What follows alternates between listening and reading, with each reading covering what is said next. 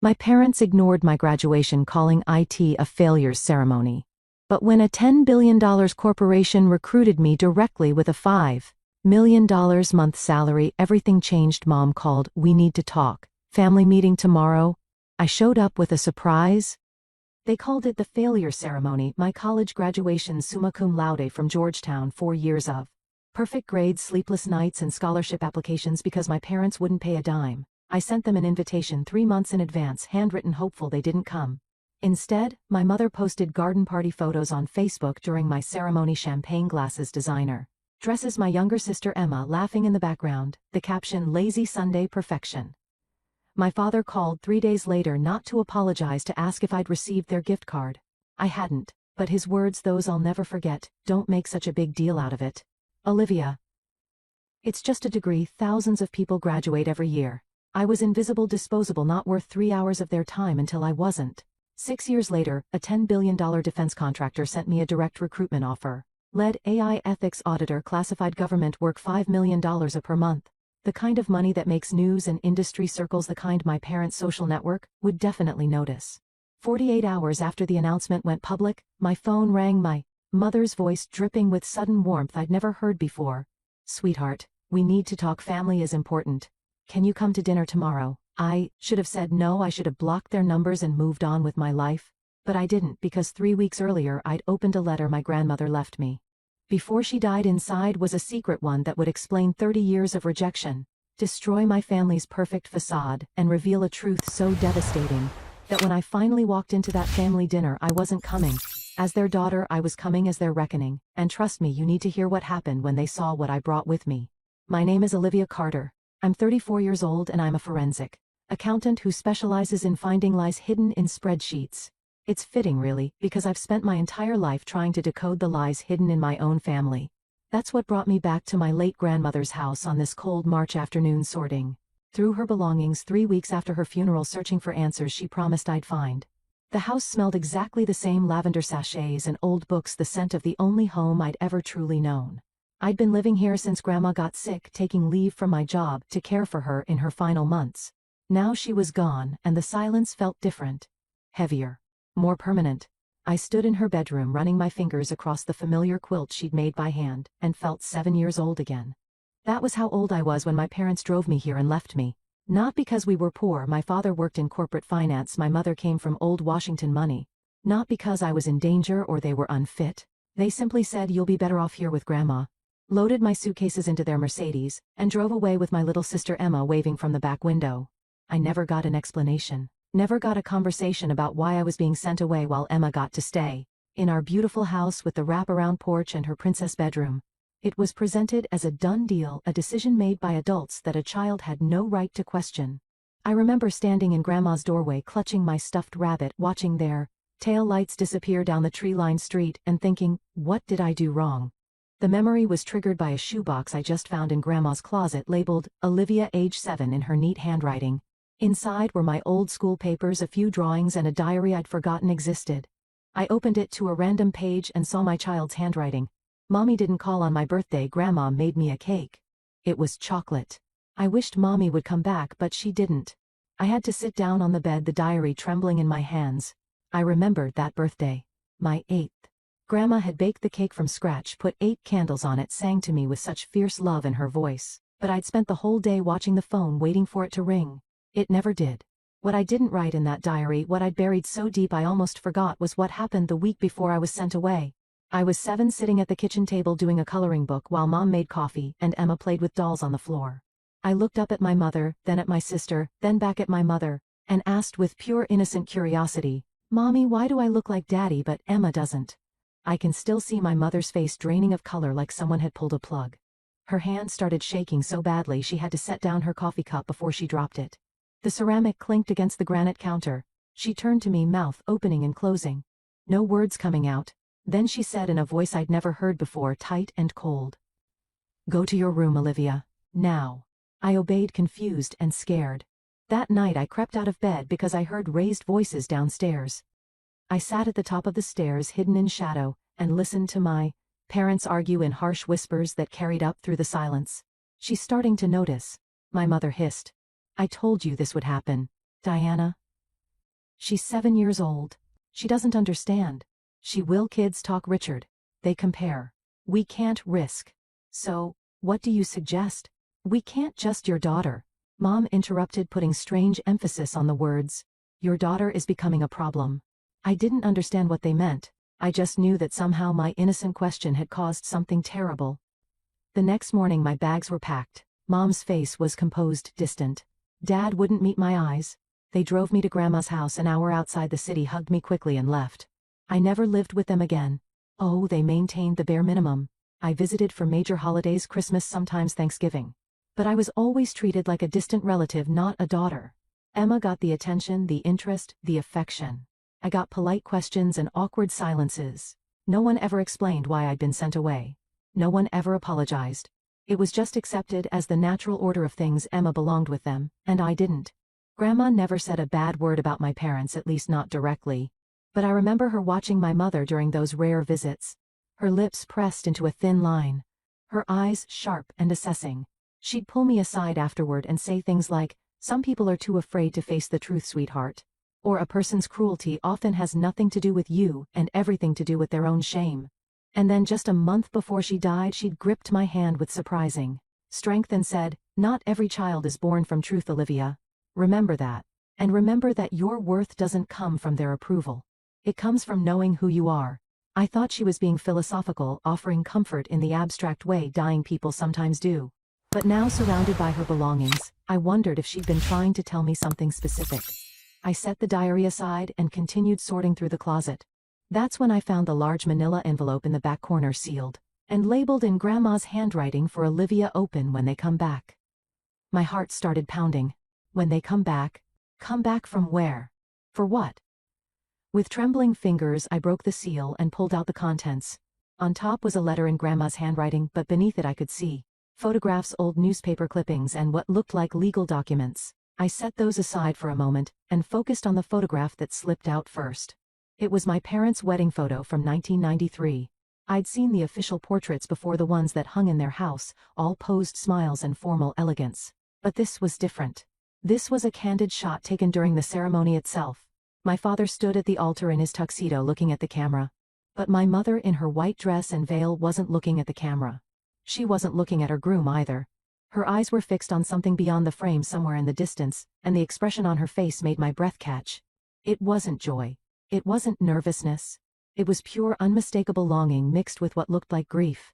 She looked like a woman saying goodbye to something precious, like someone being led to a beautiful cage she'd never escape. I'd never seen that expression on my mother's face before. Never seen her look vulnerable or conflicted or anything other than coldly controlled. Who was she looking at? What was she longing for? And why had Grandma kept this photograph hidden all these years? I reached for the letter with hands that wouldn't stop shaking, knowing that, whatever I was about to read would change everything I thought I knew about my family. I set the photograph down carefully, my hands still trembling, and reached for Grandma's letter. But before I could unfold it, the image of my mother's face in that wedding photo triggered another memory, one I'd tried to bury for years. Christmas 2018. I was 22, fresh out of Georgetown with my bachelor's degree, and I'd made the mistake of accepting my parents' invitation to come home for the holidays. I should have known better.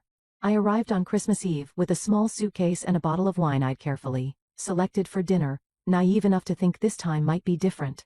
My father opened the door with a brief hug and a distracted, "Good to see you," already turning back toward the living room where I could hear Emma's laughter.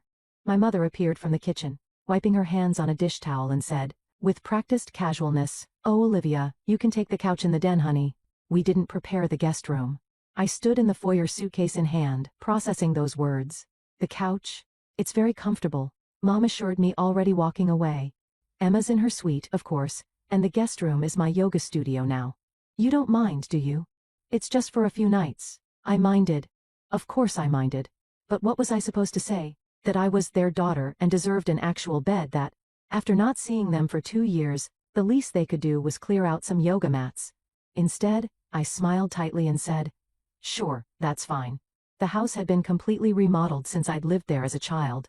Everything was open concept and modern, gleaming marble countertops, designer furniture, floor-to-ceiling windows overlooking their manicured garden. It was beautiful. It was also clearly designed for exactly 3 people. Emma's suite took up the entire east wing of the second-floor bedroom. Bathroom with a soaking tub, walk-in closet, and a small sitting area. I'd glimpsed it briefly when she gave me a tour, her voice bright with pride as she showed off the custom built-ins Dad had commissioned for her 24th birthday.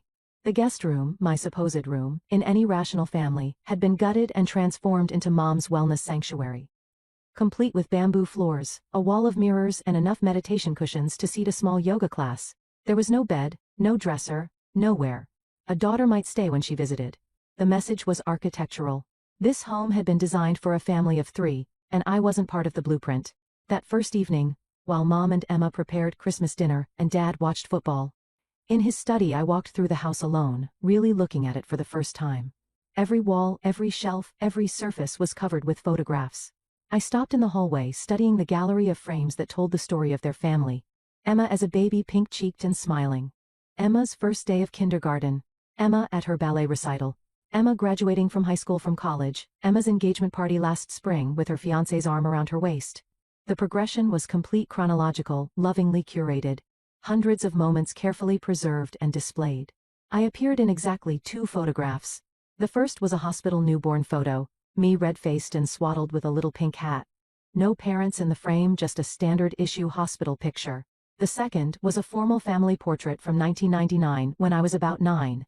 We were arranged stiffly in front of a fireplace. Dad standing behind Mom's chair.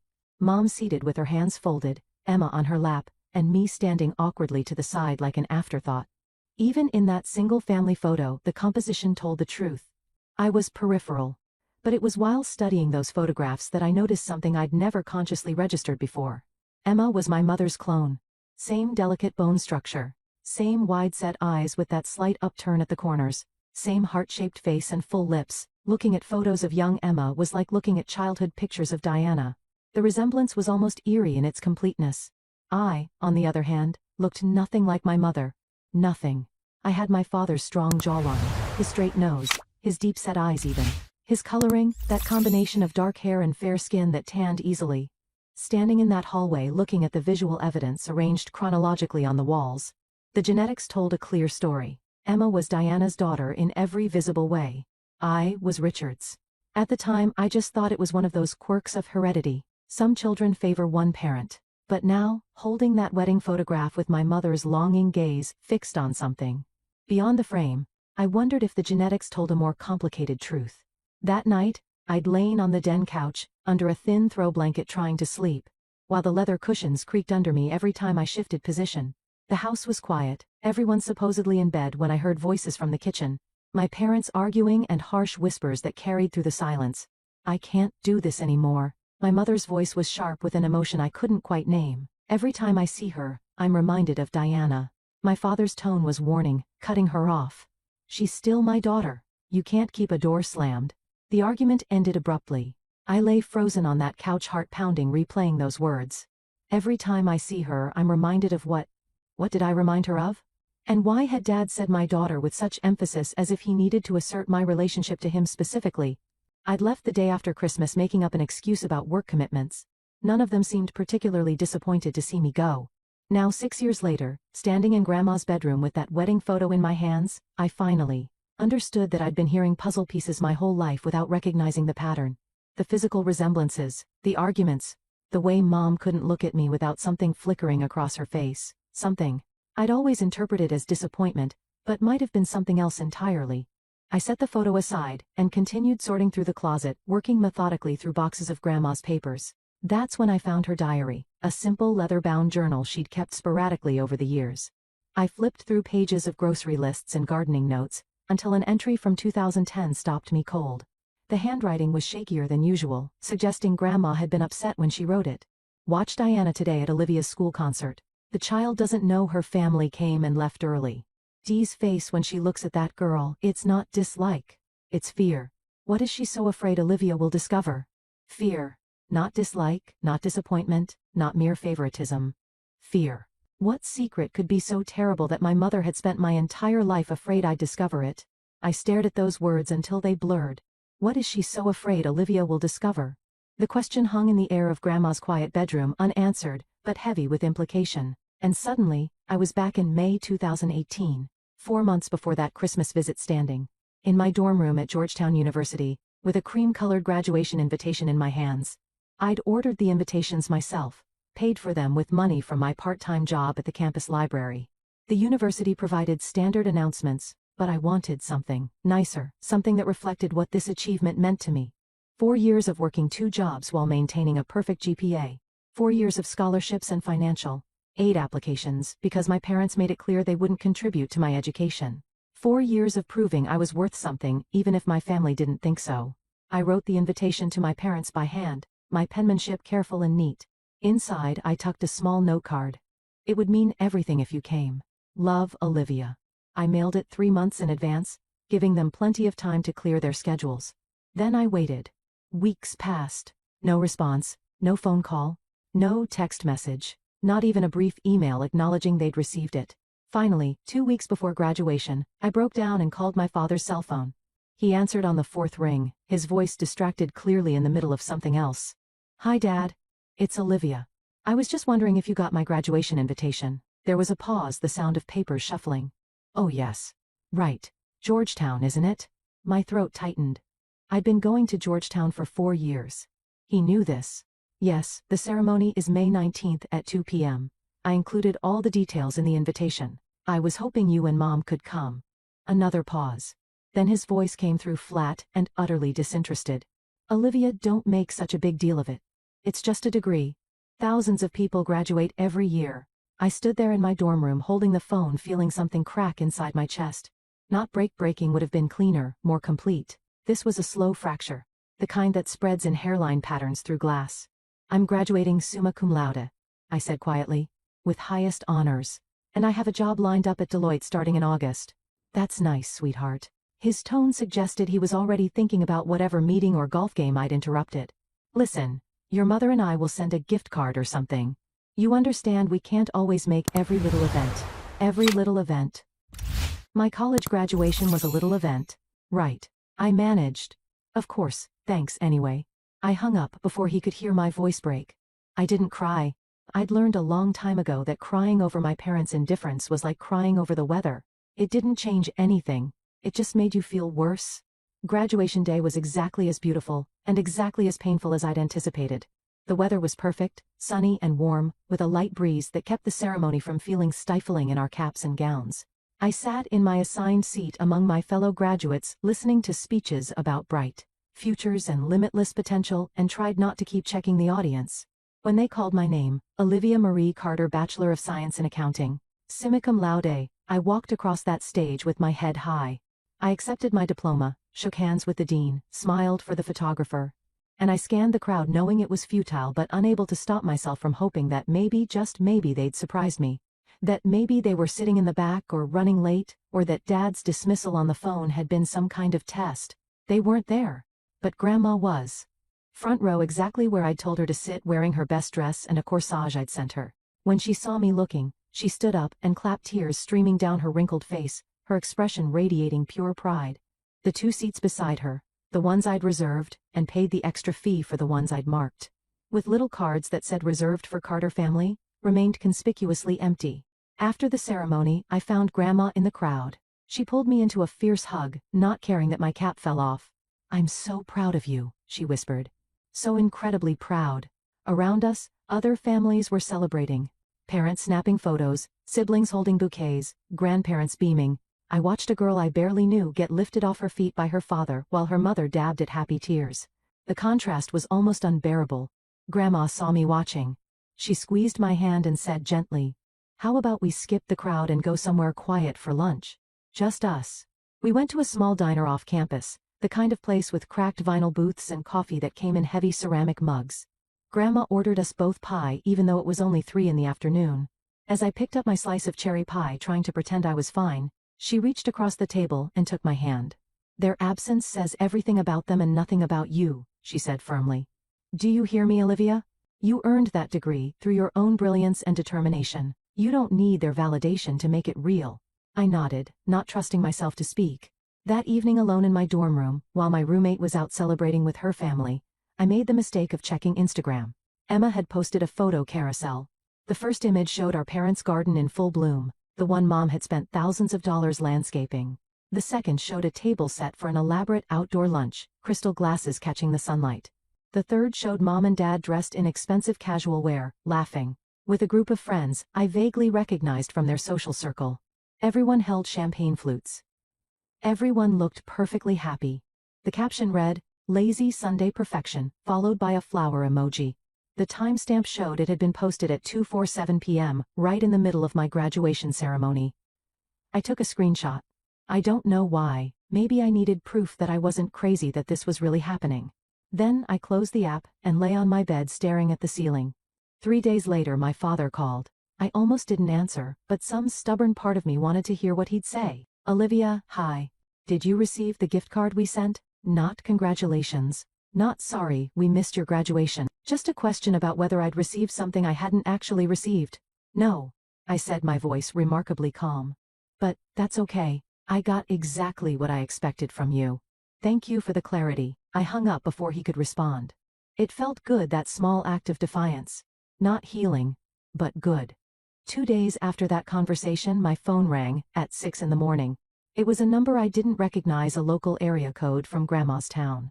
My heart started pounding before I even answered. "Is this Olivia Carter?" A woman's voice, professional and gentle. "This is County General Hospital. Your grandmother was brought in by ambulance about an hour ago. She collapsed in her garden. You're listed as her emergency contact." I was in my car within 10 minutes, still in pajama pants and a sweatshirt, driving the hour to the hospital with my hand shaking on the wheel.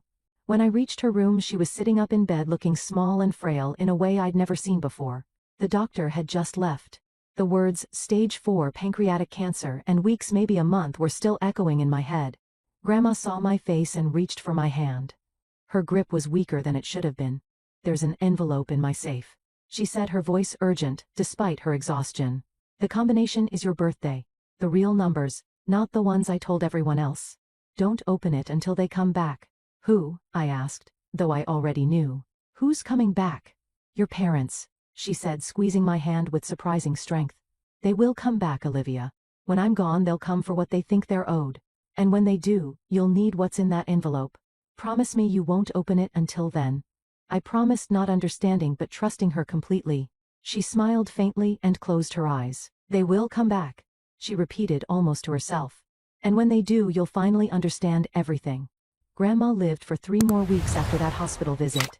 I took a leave of absence from my job at Deloitte and moved into her house, sleeping in the guest room that had always been mine. Caring for her as she'd once cared for me. We didn't talk much about the envelope or her cryptic warnings. Instead we talked about everything else: her childhood. Her marriage to my grandfather, who died before I was born. Her garden, her friends. She told me stories I'd never heard before, as if she was trying to give me a complete picture of who she was before she disappeared. On a gray March afternoon with rain tapping against the windows, she squeezed my hand and whispered, "The envelope is your shield, sweetheart. Mr. Chen's number is inside. He's already paid through 2026. Find Marcus Blake. Test your blood, not just with your father, with Emma too. Promise me." "I promise," I said, though I didn't understand. "But, Grandma, who is Marcus Blake? What does my blood have to do with—" "Promise me," she insisted, her grip surprisingly strong. "Test it. Compare it. You'll understand when you see the results." Those were her last coherent words. She slipped into unconsciousness an hour later and passed peacefully just before midnight, her hand still in mine.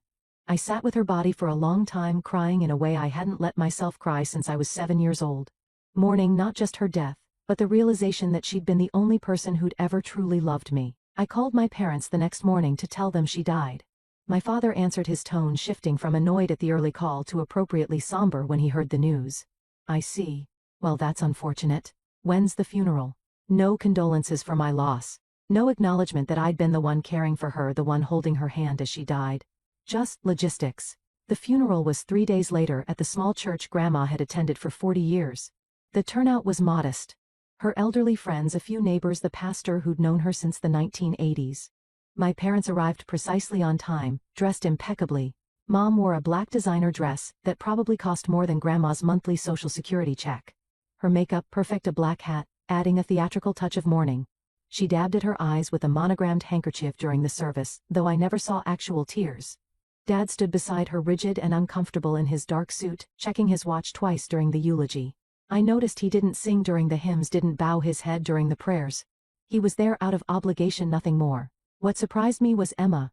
She sat in the pew next to Mom, and when the pastor talked about Grandma's kindness and generosity, Emma actually cried, real tears streaming down her face as she clutched a tissue. I'd assumed Emma barely remembered Grandma had maybe visited the house once or twice as a child. But watching her genuine grief, I realized she must have had some connection. I didn't know about some memories of kindness during visits I hadn't witnessed. After the burial, people came back to Grandma's house for the reception. Mom and Dad stayed for exactly 30 minutes, made small talk with the neighbors, and left without saying goodbye to me. Emma lingered a bit longer, helping me arrange food in the kitchen with an awkwardness that suggested she wanted to say something but couldn't find the words. Eventually she just hugged me briefly and whispered, "I'm sorry for your loss." Before following our parents out, the will reading was scheduled for the following week at the office of Grandma's attorney. A stern woman named Patricia Harrow, who looked to be in her mid-60s with steel gray hair and the no-nonsense demeanor of someone who'd seen every possible family drama. My parents and Emma sat on one side of the conference table. I sat on the other, feeling like we were opposing teams rather than a family. Patricia read through the will in a measured professional tone. The house valued at $480,000 went to me. The savings account containing $350,000 went to me. Various personal items, jewelry, furniture, photo albums, all to me. Everything, in fact, went to me. I watched my mother's face tighten with each bequest. My father's expression remained neutral, but I saw his jaw clench. Emma just looked down at her hands. Then Patricia reached a particular clause, and her tone sharpened slightly as if she'd been waiting for this moment. I, Helen Carter, include this provision to protect my granddaughter. Any attempt by the Carter family to contest this will pressure Olivia Carter into sharing inheritance, or manipulate her in any manner will result in a $50,000 donation being made in their names to the National Coalition Against Domestic Violence, with a public statement explaining the donation is being made due to their own. The silence in the room was absolute. Mom's face went white, then red. Dad shifted in his seat. Emma looked genuinely shocked. Patricia looked up from the document, her eyes moving deliberately to each of them. "Your mother was very thorough, Miss Carter. She anticipated this moment and took steps to protect you. Are there any questions?" There were no questions. The meeting ended shortly after. My parents left without a word to me.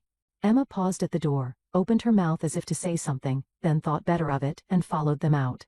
That night, I sat alone in Grandma's house, my house now, and retrieved the envelope from her safe. The combination was my real birthday, 041,696. Inside, I found exactly what she described during her final days, though seeing it was different from hearing about it. The first item was a photograph, the colors slightly faded with age. It showed a young version of my mother, maybe 25 years old, standing in what looked like an art gallery. She was beautiful in a way I'd never seen before. Her smile genuine and unguarded, her body leaning into the man beside her. He had his arm around her waist, and they were looking at each other instead of the camera, caught in a moment of obvious intimacy. The man was tall, dark-haired, with an artist's casual style, paint-stained jeans, and a worn button-down shirt. He was definitely not my father. The second item was a newspaper clipping from 1994, yellowed and carefully preserved. "Local artist Marcus Blake featured in Emerging Talents exhibition," read the headline. Below was a photo of the same man from the gallery picture standing next to one of his paintings. The third item was a letter in Grandma's familiar handwriting, several pages long. I read it slowly, my hands trembling. She explained that she had no concrete proof, only 3 decades of careful observation, and a growing certainty that Diana was hiding something fundamental about our family. She described watching Diana's face whenever she looked at me, noting that it wasn't mere dislike, but something closer to fear or guilt. She mentioned conversations she'd overheard, patterns she'd noticed, pieces of a puzzle she couldn't quite complete, but knew were significant. The letter concluded, "If you're reading this, I'm gone, and they've come back for what they think they're owed. Don't give them anything until you know the truth. Blood doesn't always mean what we think it means. Mr. Chen can help you find Marcus Blake. Test your DNA, Olivia. Test it against your father's, and test it against Damas. The truth is in your blood." The final item was a business card, James Chen, private investigator, with a phone number and an email address. On the back in Grandma's handwriting, "Retainer paid through December 2026. He knows what to look for." I sat with these items spread across Grandma's kitchen table, trying to piece together what she was telling me. Marcus Blake, my mother's obvious intimacy with him in that photo. The date 1993, the year before Emma was born. Test your blood against Emma's. The implication was impossible, wasn't it? 3 days later, my phone rang. I'd been sitting in Grandma's garden trying to decide whether to call Mr. Chen or whether I was ready for whatever truth he might uncover. The caller ID showed Diana Carter Mom. I almost didn't answer, but curiosity won out. Hello? My mother's voice came through, and it was nothing like I'd ever heard from her before. Warm, concerned, almost affectionate. Sweetheart, I know things have been difficult between us over the years. I know I haven't been the mother you deserved, but I think it's time we talked, really talked. Can we meet maybe for lunch this week? I stared at the photograph of her with Marcus Blake at the newspaper clipping, at Grandma's warning not to give them anything until I knew the truth. Why now? I asked carefully. Because life is short, Olivia. Because your grandmother's death reminded me that we shouldn't waste time on old grudges. Because you're my daughter, and I'd like to try to fix what's been broken. She'd never called me her daughter before. Not like that, not with that tone. They've come back. Grandma had warned, and when they do, you'll need what's in that envelope. Okay, I said slowly. Let's meet. I chose the restaurant carefully. The Meridian was upscale enough to meet my parents' standards, but public enough to keep things civil. More importantly, I'd used it twice before for client meetings with my accounting firm, which meant I could legitimately record our conversation as a business dinner under DC's one-party consent laws. I arrived early, set my phone to voice memo mode, and tucked it into my purse positioned on the table. By the time my family walked through the door, I was calm, prepared, and quietly furious. Mom spotted me first and broke into a smile I'd never seen directed at me before. She glided across the restaurant in a cream-colored designer suit, arms outstretched, as if we were close relatives reuniting after too long apart. Olivia, sweetheart, she said, pulling me into a brief hug that smelled of expensive perfume. Dad followed behind her, offering a firm handshake and a, good to see you, honey, that sounded almost natural. Emma trailed slightly behind them, her expression uncomfortable, as if she wasn't quite sure what role she was supposed to play in this performance. The first 20 minutes were pure theater. Mom ordered a bottle of Chardonnay, poured glasses for everyone, and raised hers in a toast. To Helen, she said, her voice catching slightly. She was a remarkable woman. We're going to miss her terribly. I lifted my glass without drinking. She would have appreciated you coming to her funeral. Mom had the grace to look momentarily abashed. I know we haven't always been as present as we should have been. That's actually part of why I wanted us to get together. Life is so short, Olivia. Your grandmother's passing reminded us that we shouldn't waste time on old grudges or hurt feelings. Family needs to stick together, especially during grief. Dad nodded along, playing the role of concerned father with surprising commitment. Your mother's right. We've let too much time pass without really connecting. We'd like to change that. How's your work going? Mom asked, leaning forward with what appeared to be genuine interest. You're at Deloitte, aren't you? That must be fascinating work. It was the most she'd asked about my career in a decade. I answered carefully, watching her face looking for cracks in the performance. She asked follow-up questions. She made eye contact. She touched my hand when I mentioned a difficult audit case, her fingers warm and seemingly sympathetic. If I hadn't spent my entire childhood watching her ignore me, I might have believed she actually cared. Emma contributed occasionally, her comments polite but strained. Olivia's always been so smart with numbers, she said at one point, though it sounded like she was reading from a script. Remember, Mom, how she used to help you balance the checkbook when she was little? I didn't remember that because it had never happened, but I smiled and let it pass. The appetizers arrived. We made small talk about the restaurant, the weather, Emma's recent promotion at her marketing firm. Then Dad set down his wineglass and shifted his posture, slightly becoming more businesslike. He reached into the leather briefcase he'd brought and pulled out a portfolio embossed with gold lettering, the Carter Family Foundation. Olivia, your mother and I have been doing a lot of thinking since Helen passed, he began. She was such a generous woman, always thinking about others. We want to honor her memory in a meaningful way. He slid the portfolio across the table. I opened it to find professionally printed documents, articles of incorporation, a mission statement, a projected budget, organizational charts. The foundation's stated purpose was to support underprivileged children. From broken homes, providing scholarships and mentoring programs. The mission statement was beautifully written, full of touching language about giving children the opportunities they deserve. We want you on the board of directors, Mom said, her voice warm and inclusive. This could be Helen's real legacy. She always cared so much about children who needed support, children like you were. The phrasing was deliberate, children like you were. As if I'd been saved from some terrible fate. As if I should be grateful and therefore obligated. We're seeking seed funding from family members, Dad continued. We thought a contribution of $250,000 from your inheritance would be appropriate. It would show real commitment to the cause. I paged through the document slowly, my forensic accountant's brain automatically flagging irregularities. Emma was listed as executive director with a salary of $120,000 annually. For someone with a bachelor's degree in communications and no nonprofit experience, that was excessive. Administrative costs were projected at 40% of the total budget, which was absurdly high for a legitimate charity. Diana's college roommate, someone named Margaret Holloway, was listed as the financial consultant at $8,000 per month. The structure wasn't technically illegal, but it was designed to funnel money to family members and their friends under the nonprofit umbrella. They'd created a vehicle to pay themselves using my inheritance while getting the tax benefits and social capital of running a charity. This is very thorough, I said neutrally. When did you put this together? We filed the preliminary paperwork last week, Dad said. Right after the funeral, we wanted to move quickly while the inspiration was fresh. Last week, they'd started this process before the will was even read, before they knew for certain what I'd inherit, which meant they'd been planning this the moment they learned Grandma was dying. I'll need some time to review this with my financial advisor, I said, closing the portfolio. 2 weeks should be sufficient. Mom's smile tightened almost imperceptibly. Of course, sweetheart. We understand you want to be careful, but we're hoping to launch the foundation publicly next month, so we'd appreciate your answer sooner rather than later. 2 weeks, I repeated firmly. Emma, who'd been mostly silent during the pitch, leaned toward me as we were gathering our things to leave. Her voice was low and sharp, with an edge I'd heard before at that Christmas dinner years ago. You've always been selfish, Olivia. Always thinking about yourself instead of the family. This is a chance to finally be part of something bigger than yourself, to actually contribute instead of just taking. I stared at her, genuinely stunned. I'd taken nothing from this family except rejection. But before I could respond, Mom placed a hand on Emma's arm in warning, and the moment passed. We parted in the parking lot with promises to talk soon. I sat in my car for 5 minutes after they drove away, hands shaking slightly on the steering wheel. Then I made 2 phone calls. The first was to the number on Mr. Chen's business card.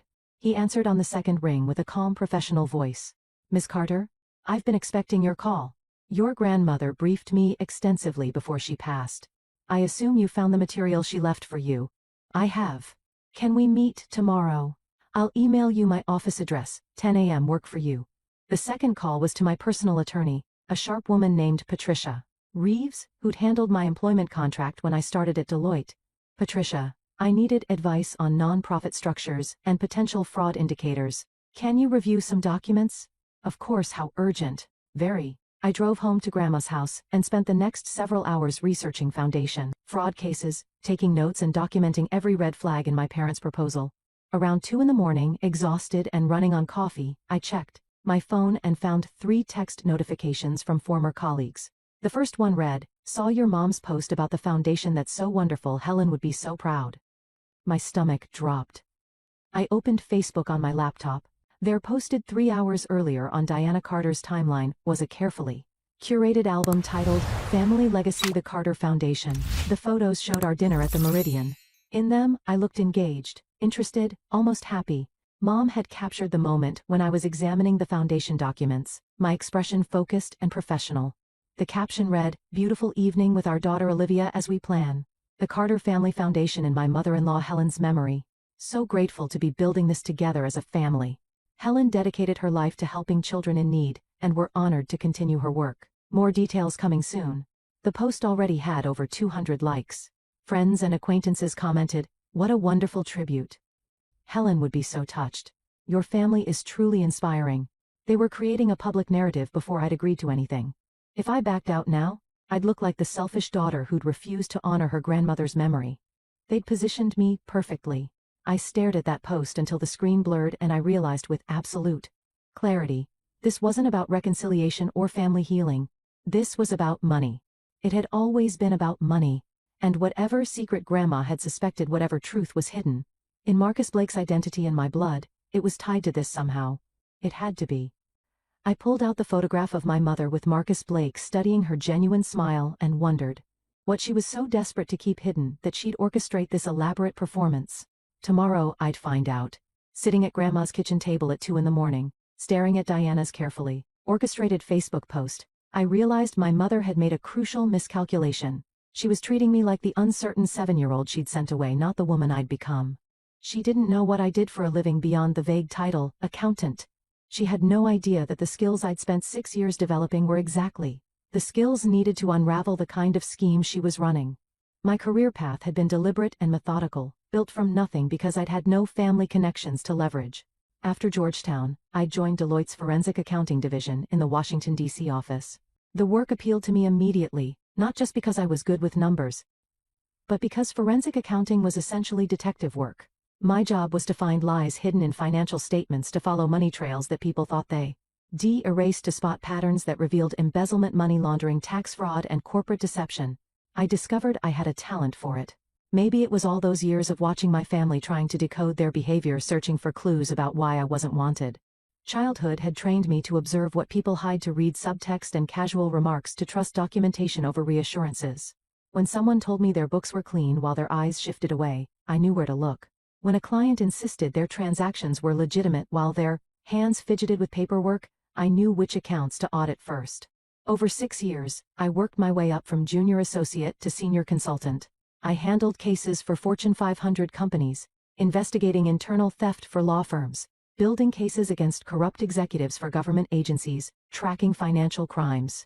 Every case required absolute confidentiality, protected by ironclad NDAs. I couldn't tell friends what I was working on, couldn't post about my achievements on social media, couldn't even mention my clients' names. By 2023, I was earning $180,000 a year, living modestly in a small apartment, and banking most of my salary because I'd learned early that security comes from what you save, not what you spend.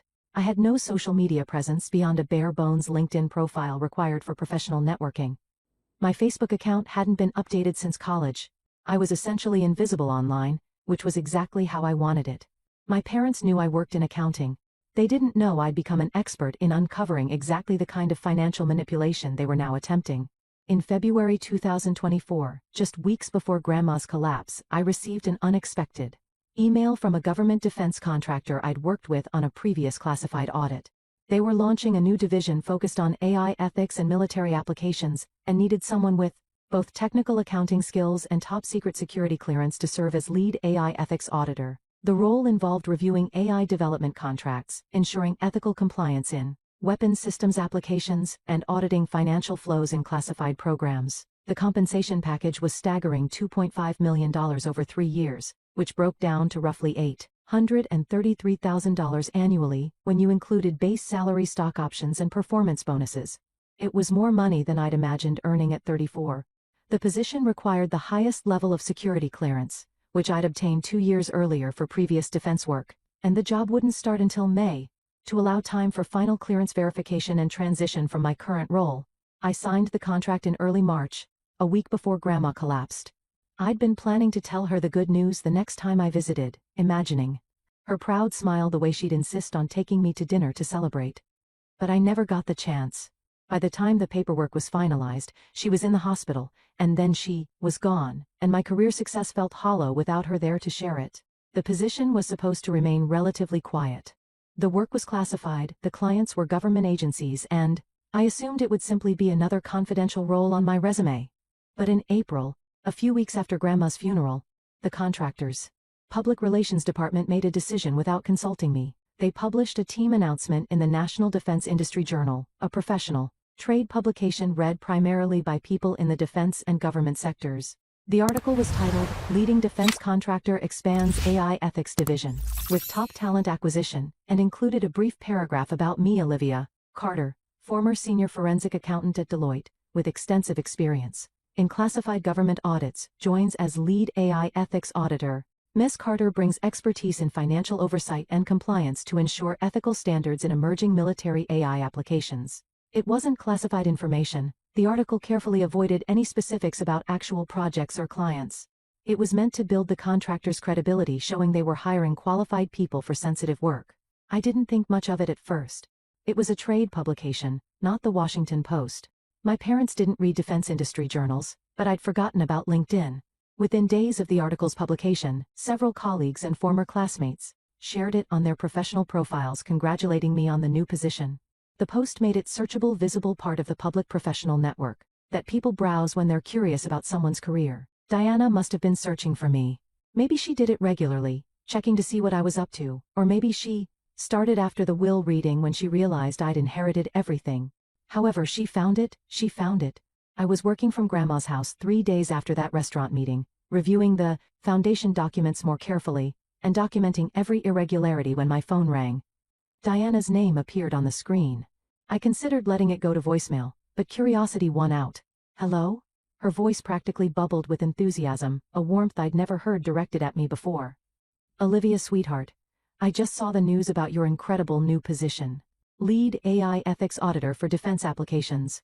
My goodness, that's extraordinary. We're so proud of you. We, as if she had any right to claim pride in accomplishments she'd never supported, had never even acknowledged until they became useful to her. I was actually calling to follow up on our dinner conversation, she continued, not waiting for me to respond to her congratulations. I've been thinking about the foundation, and this news about your new role makes it even more perfect. Your expertise, your success, your credibility in the government sector. This is exactly what we need on our board. You'd bring such legitimacy to the foundation. When can we meet again to finalize the details? I'd love to move forward quickly so we can include your name in our official launch materials. There it was. The real reason for the sudden enthusiasm.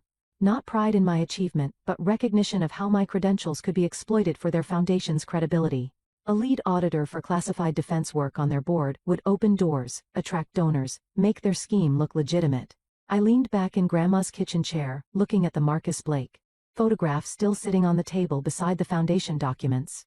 Actually, Mom, I'm still reviewing the proposal with my advisors, I said carefully. I'll need at least 2 weeks before I can make any commitments. My new position requires careful consideration of any outside board memberships. The pause was brief but telling. When she spoke again, the warmth had cooled slightly. Of course, darling. We understand. But don't take too long.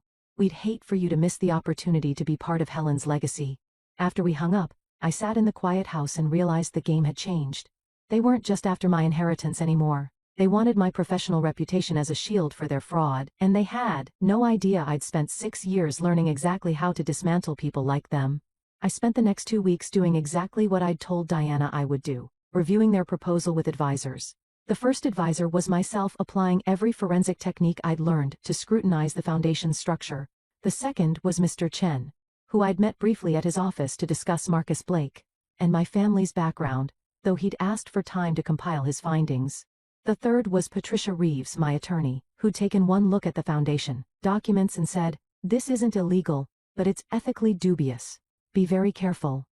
When Diana called to schedule the follow-up meeting, I expected another restaurant. Instead, she suggested their home. It's more comfortable, more private. We can really talk. I'll make lunch. The invitation felt significant somehow, like being welcomed into the family home was supposed to signal acceptance inclusion. I agreed, partly because I was curious to see the house again, partly because I wanted to observe them in their own environment, where they'd feel most in control. I arrived on a warm Saturday in May, to find the house had been renovated again since my last visit 6 years ago. The exterior had been repainted in a soft gray with white trim, the landscaping professionally designed with native plants, and a stone pathway leading to the front door. Inside, everything was tasteful and expensive hardwood floors that gleamed. Custom millwork artwork that was clearly original rather than prints. This level of renovation and decoration didn't come cheap.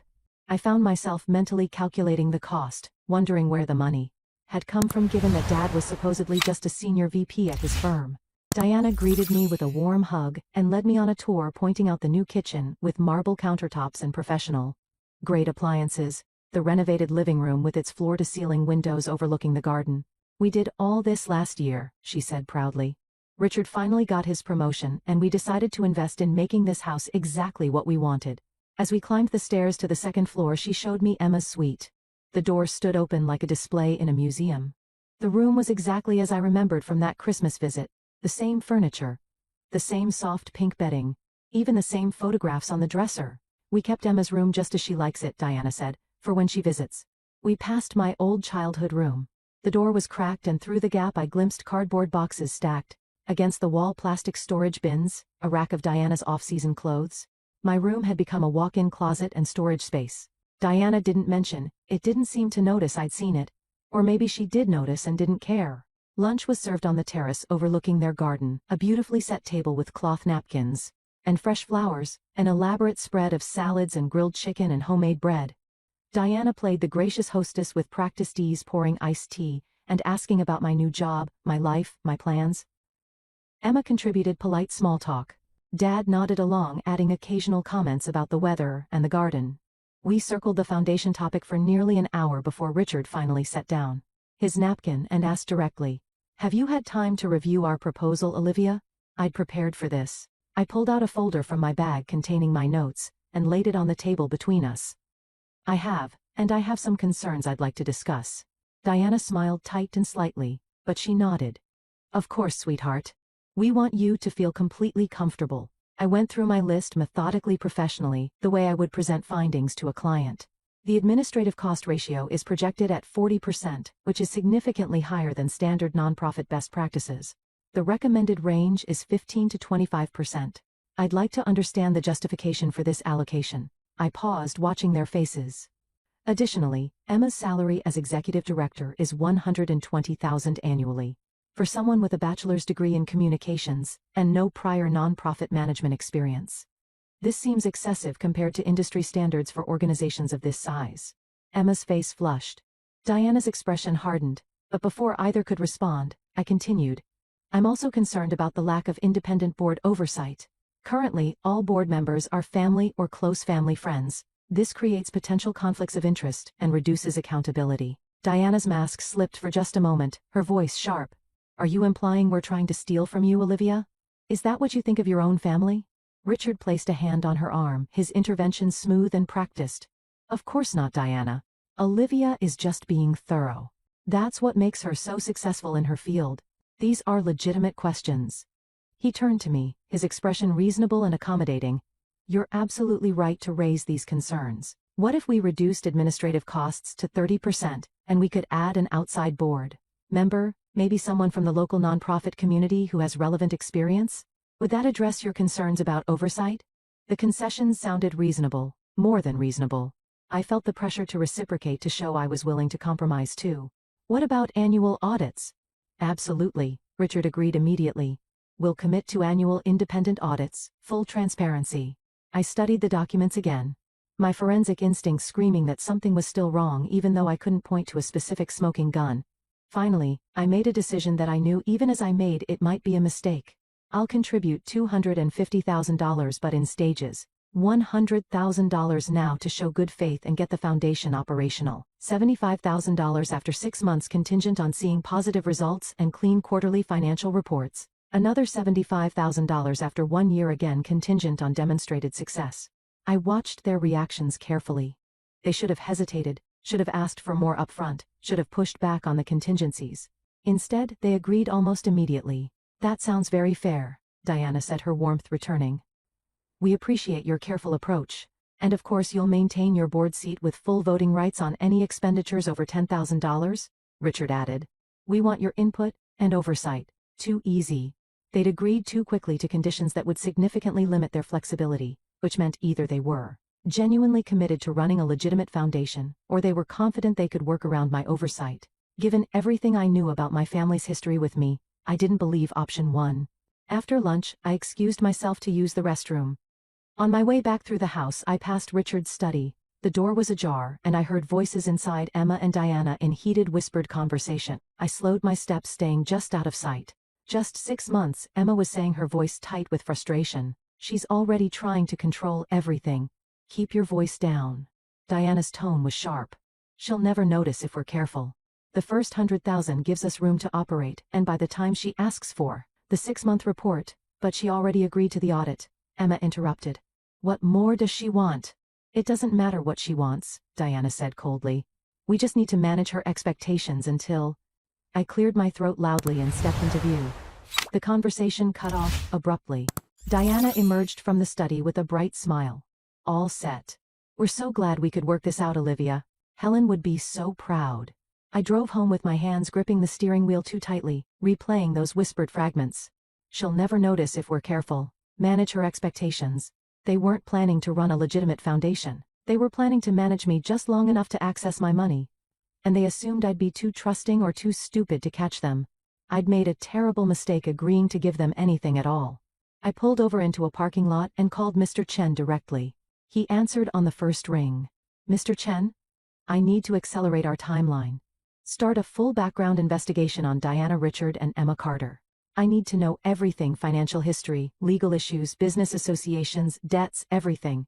And find out who Marcus Blake is, and why my grandmother wanted me to find him. She said to test my blood against my father's and Emma's. I need to understand why." There was a pause. When Chen spoke, his voice was measured and unsurprised.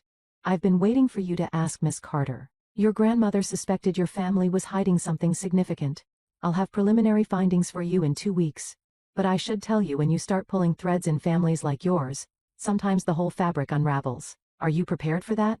I thought about Emma's room preserved like a shrine and mine converted to storage. I thought about Diana's cold voice, saying she'll never notice if we're careful. I thought about Grandma's warning that blood doesn't always mean what we think it means. "Yes," I said. "I'm prepared. Find the truth, whatever it is." 2 weeks later, I transferred the first $100,000 to the Carter Family Foundation's business account. I did it from my laptop and Grandma's kitchen, triple-checking the routing numbers, taking screenshots of every confirmation screen, saving PDFs of the wire transfer authorization and receipt. I'd learned from years of forensic work that the documentation you gather at the beginning of a transaction is often the documentation that saves you at the end. The Foundation's response was impressively professional.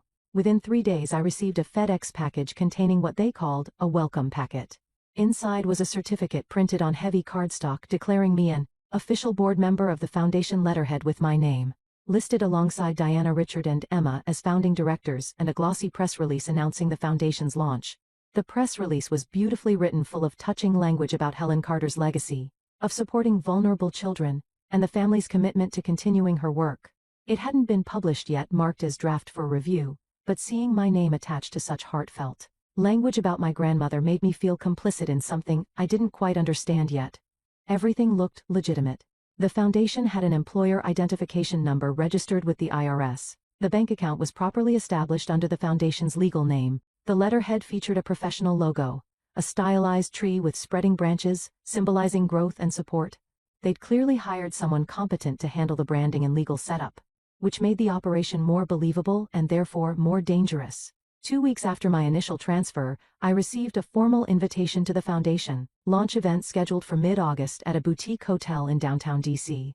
The invitation listed a keynote speaker from a local nonprofit coalition, a reception with potential donors, and the announcement of the Foundation's first grant programs.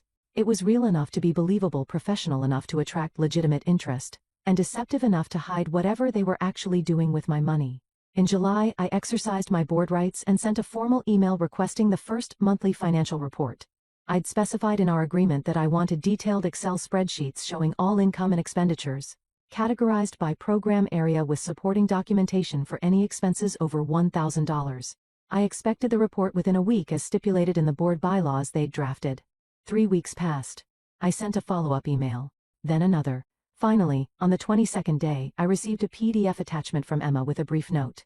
"Here's the monthly report you requested. Everything is moving forward beautifully." I opened the PDF and felt my stomach tighten. It wasn't the detailed spreadsheet I'd requested. It was a one-page summary with vague categories and round numbers that looked suspiciously neat. Program development, $35,000. Administrative setup, $28,000. Consulting fees, $22,000. Marketing and outreach, $15,000. The numbers added up to exactly $100,000. 0 grants distributed. 0 children helped. I composed a careful email asking for itemized receipts and vendor invoices for each category, particularly the consulting fees and marketing expenses. Emma's response came back within an hour, and I could practically hear the forced cheerfulness in her written voice. "Hi, Olivia. Those documents are with our accountant for the quarterly filing. We'll have everything ready for the second quarter board meeting in September. Trust me, everything is moving forward beautifully. Trust me." The words jumped off the screen. In my experience, people who asked you to trust them were usually the ones doing things that didn't bear scrutiny. I began my own discreet investigation, applying every technique I'd learned in 6 years of forensic accounting. The marketing agency listed in their expenses had an address in Arlington. I looked it up and found it was a UPS store mailbox. Their website had been registered 2 months ago, featured stock photos of diverse smiling people, and listed no actual clients or portfolio work. The contact page led to a generic Gmail address. The consulting firm that had allegedly received $22,000 was registered to a Margaret Holloway. A quick search revealed she was Diana's college roommate from the early 90s. Her LinkedIn showed she worked in interior design, not nonprofit consulting. I found no evidence she had any relevant expertise that would justify that level of compensation. The program development costs should have resulted in something tangible. A website with a grants portal and application process, public announcements of available funding. I searched for any mention of the Carter Family Foundation offering services. Nothing. Their website was a single landing page with the logo, a mission statement, and a coming soon message that had apparently been coming soon for 2 months. Meanwhile, I'd made the mistake of checking social media. Emma's Instagram stories showed her at a wine tasting in Napa Valley staying at a resort I recognized from a luxury travel article I'd read. I looked up the rates: $800 per night, minimum 3-night stay. Diana's Facebook featured photos of her newly redecorated living room, tagged with restoration hardware. I knew those furniture prices. The sectional sofa alone cost at least $15,000. The foundation money was being spent, just not on charity. I sat at my laptop drafting a formal email demanding an independent forensic audit before I would release any additional funds. I outlined specific questions about each expense category, requested copies of all contracts and invoices, and cited the board bylaws that gave me the right to this information. My finger hovered over the send button. Before I could click it, my phone rang. Emma's name appeared on the screen. I considered letting it go to voicemail, but something made me answer. Hello? Her voice came through tight, with barely controlled anger, the fake sweetness from her previous email completely gone. We need to talk about your trust issues, Olivia. This is getting ridiculous. I said, nothing, waiting. Mom just told me you're planning to demand some kind of audit. Are you serious right now? We're trying to build something meaningful here. Something to honor Grandma, and you're sabotaging our family's legacy with your paranoia. She took a breath, her voice dropping to something almost pitying. Mother is very hurt. She's been crying all afternoon because her own daughter doesn't trust her.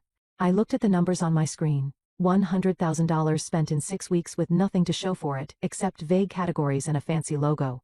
I thought about the UPS store mailbox and the college roommates' consulting fees, and Emma's Napa Valley weekend. Emma? I said calmly. Where exactly did the $35,000 for program development go? What programs have been developed? There was a pause. When she spoke again, her tone had shifted to defensive. That's not how it works, Olivia. You can't just snap your fingers and create programs overnight. There's research planning, infrastructure building. This is why we need people with actual nonprofit experience running things, not someone who just knows how to count money. I'm a forensic accountant, I said quietly. Counting money is literally what I do, and right now the money doesn't add up. You know what? Emma's voice rose. Maybe this was a mistake. Maybe we should have known you'd turn this into some kind of investigation instead of a family collaboration. You've never been able to just be part of this family without questioning everything, without making everyone feel like criminals. I almost laughed at the irony. I'll send my questions to all board members tomorrow. If you have nothing to hide, transparency shouldn't be a problem. Olivia, I hung up before she could finish. My hands were shaking slightly as I saved the draft email and added Emma's phone call to the growing file of documentation I was building. Whatever they were doing, they were getting sloppy, letting emotions show through their careful performance. That night, I opened Grandma's envelope again and looked at the photograph of Diana with Marcus Blake. I still didn't know who he was or why my blood needed to be tested, but I was starting to understand something fundamental. My family's lies ran deeper than money, and the foundation scam was just the visible tip of something much darker.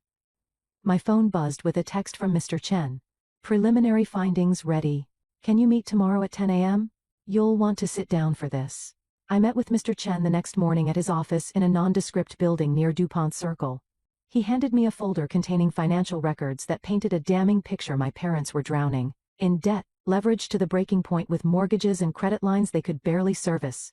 The house renovations had been financed with a home equity loan. Diana's elegant lifestyle was smoke and mirrors.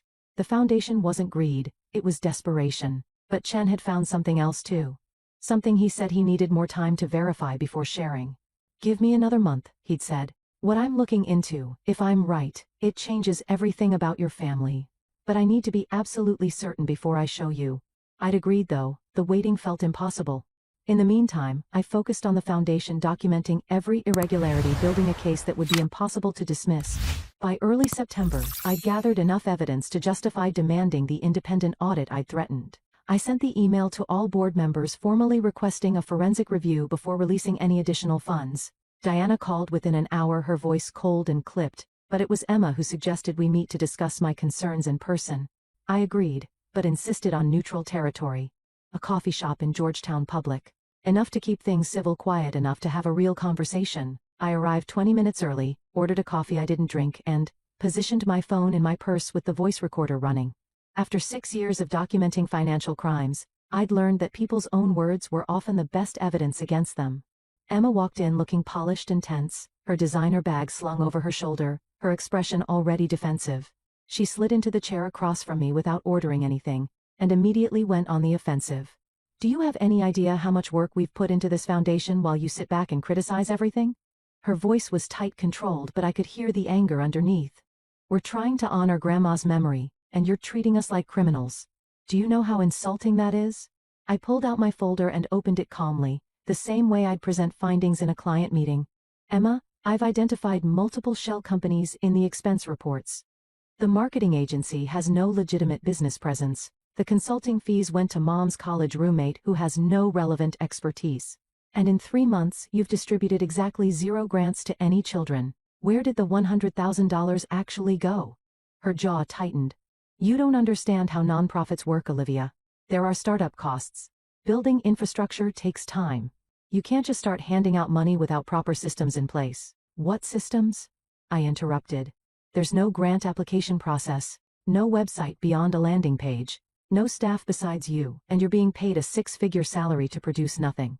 This is exactly why we didn't want to include you in the first place." She snapped, her composure starting to crack. "You're so negative about everything.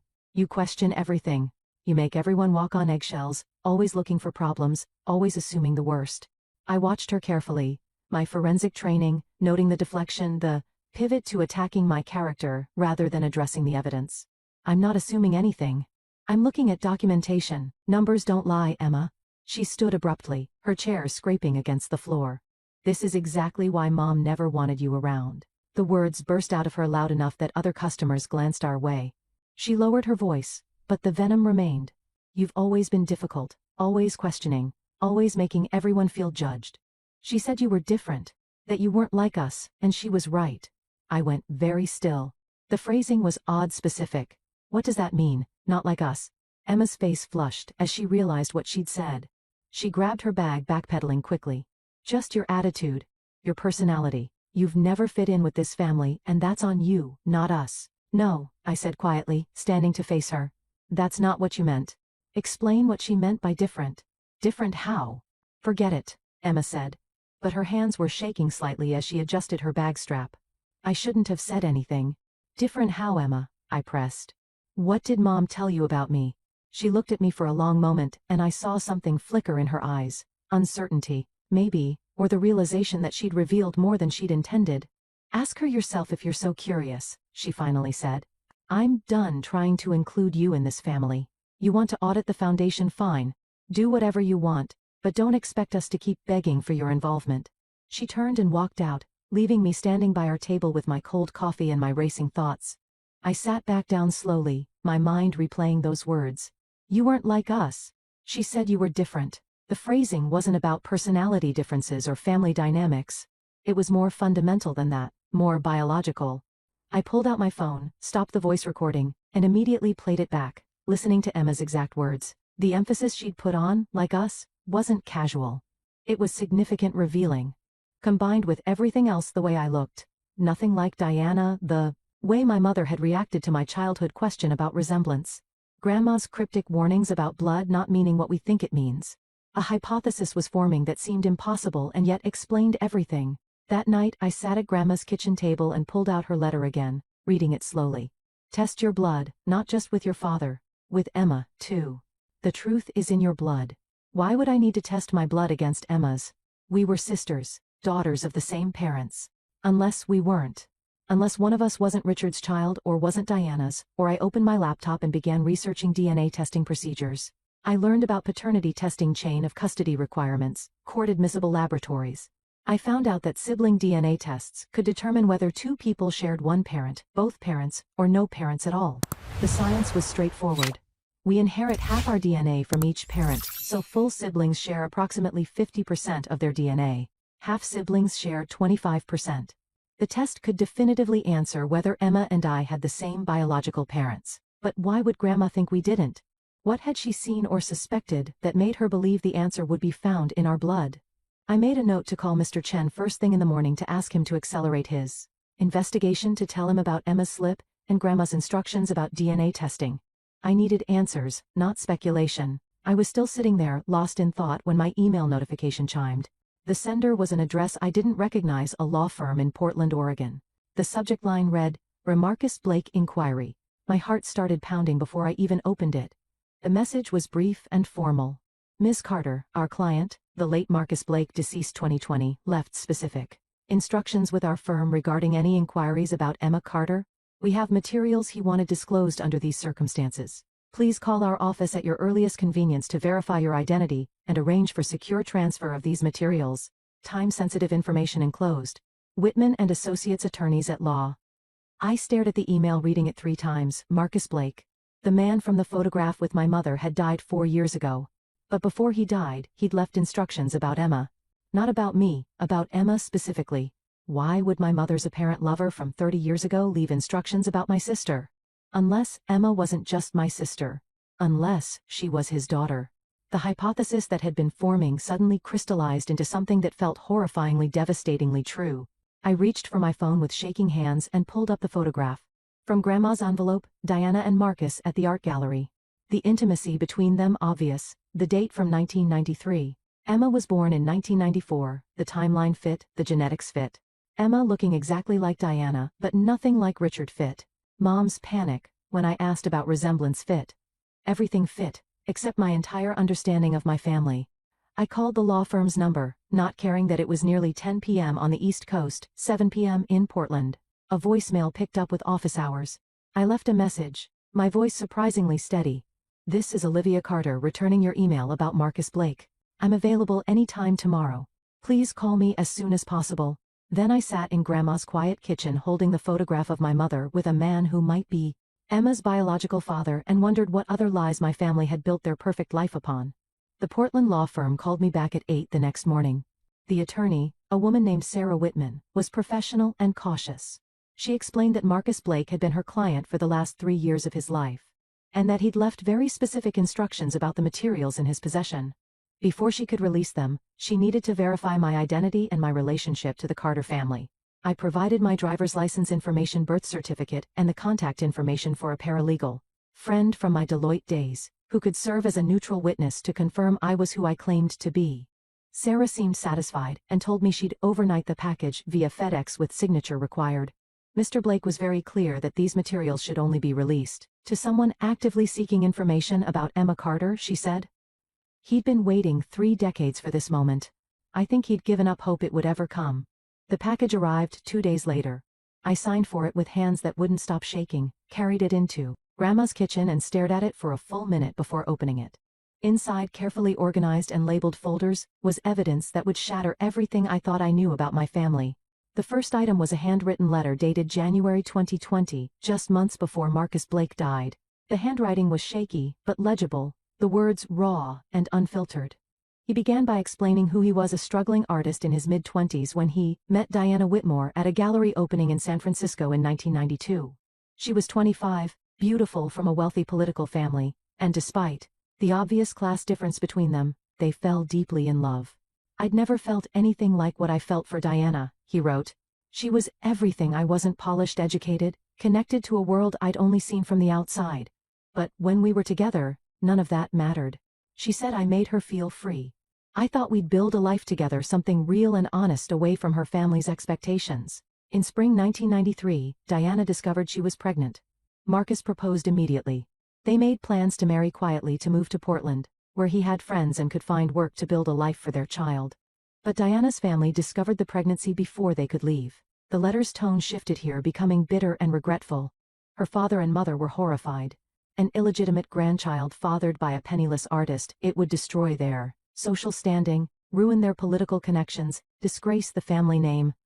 They gave Diana an ultimatum: marry Richard Carter, a man they'd already selected for her pass the baby off as his, or be disowned completely. Cut off from all family support, all money, all connections. Diana had agonized for weeks, Marcus wrote. She'd loved him, he believed that, but she loved the security of her family's approval more. Or maybe she was just terrified of losing everything she'd ever known. Either way, she chose the safe path. Her family paid me $50,000. The letter continued, and I could feel the shame bleeding through the words. At the time, it seemed like an impossible fortune.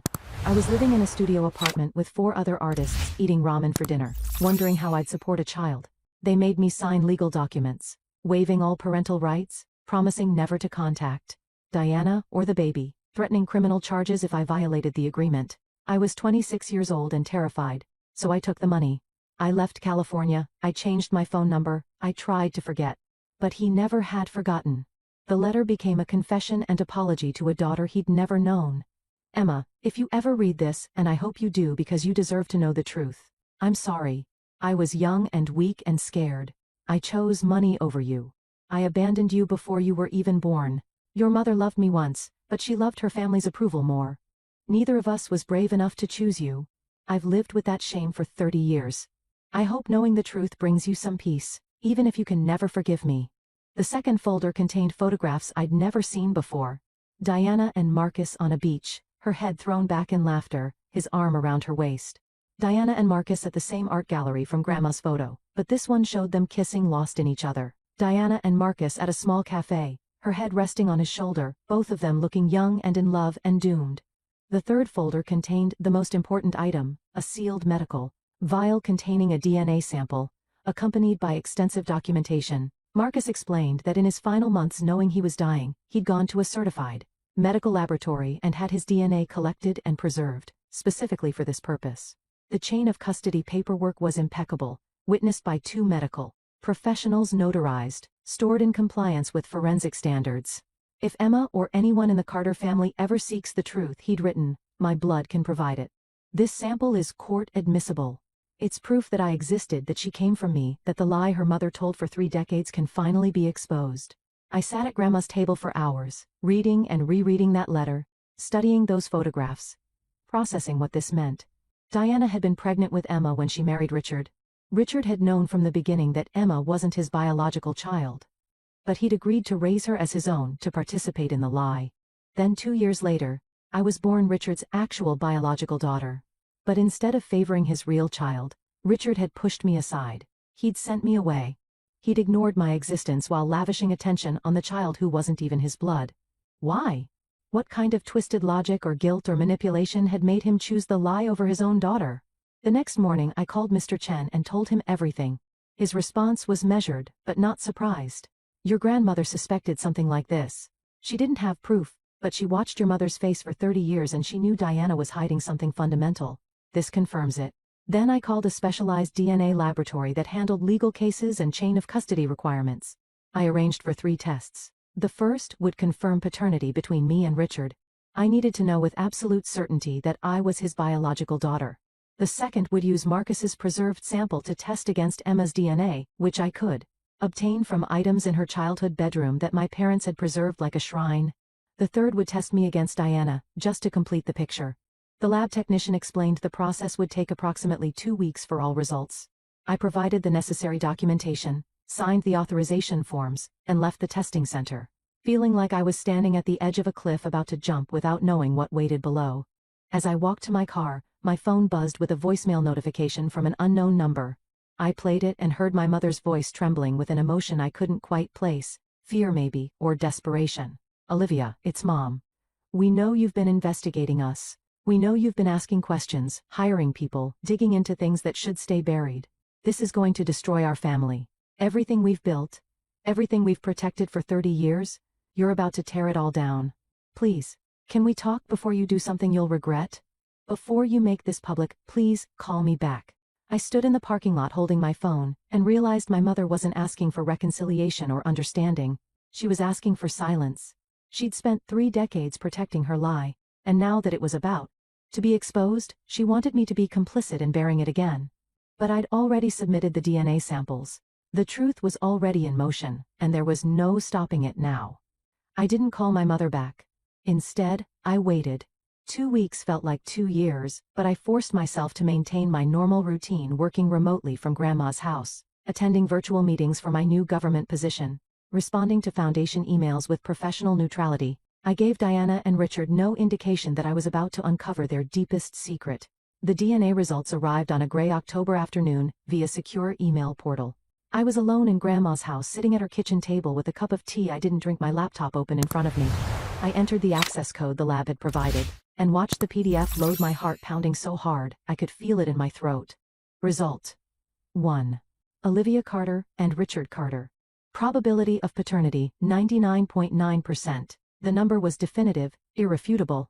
I was Richard's biological daughter. Whatever lies my family had told, whatever secrets they'd buried, this was certain truth. He was my father. I was his child. Result 2. Emma Carter and Richard Carter. Probability of paternity, 0%. No genetic markers matched, no shared DNA beyond random population overlap. Emma was not Richard's daughter, not biologically, not genetically, not in any measurable scientific way. Result 3. Emma Carter and Marcus Blake. Comparison using preserved sample. Probability of paternity, 99.9%. Emma was Marcus Blake's daughter. The struggling artist from the photographs, the man Diana had loved before choosing security. The man who'd taken $50,000 to disappear, he was Emma's biological father. Result: 4.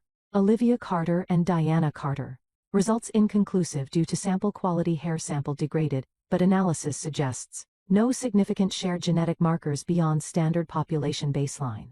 I was not Diana's biological daughter. I stared at those numbers until they blurred. Everything I'd believed about my family, about my rejection, about why I wasn't wanted, all of it was inverted backwards, the opposite of what I'd assumed. Diana had rejected me not because I was her daughter, but because I wasn't. Emma had been favored not despite being an affair baby, but because she was Diana.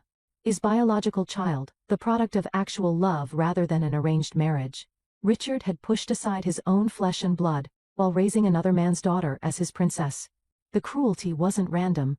It was calculated, systematic, twisted by 30 years of secrets and shame. I spent 3 days processing this information without telling anyone. I walked circles through Grandma's garden, sat in her reading chair by the window, made tea. I forgot to drink, tried to understand the psychology that could create such a profoundly dysfunctional family structure. Diana had married Richard while pregnant with another man's child. Richard had agreed to the deception, had raised Emma knowing she wasn't his, had given her his name and his affection and his protection. Then, I came along 2 years later, the actual biological daughter, the living proof of their marriage, and somehow I became the threat. I kept returning to that moment when 7-year-old me had asked why I looked like Daddy, but Emma didn't.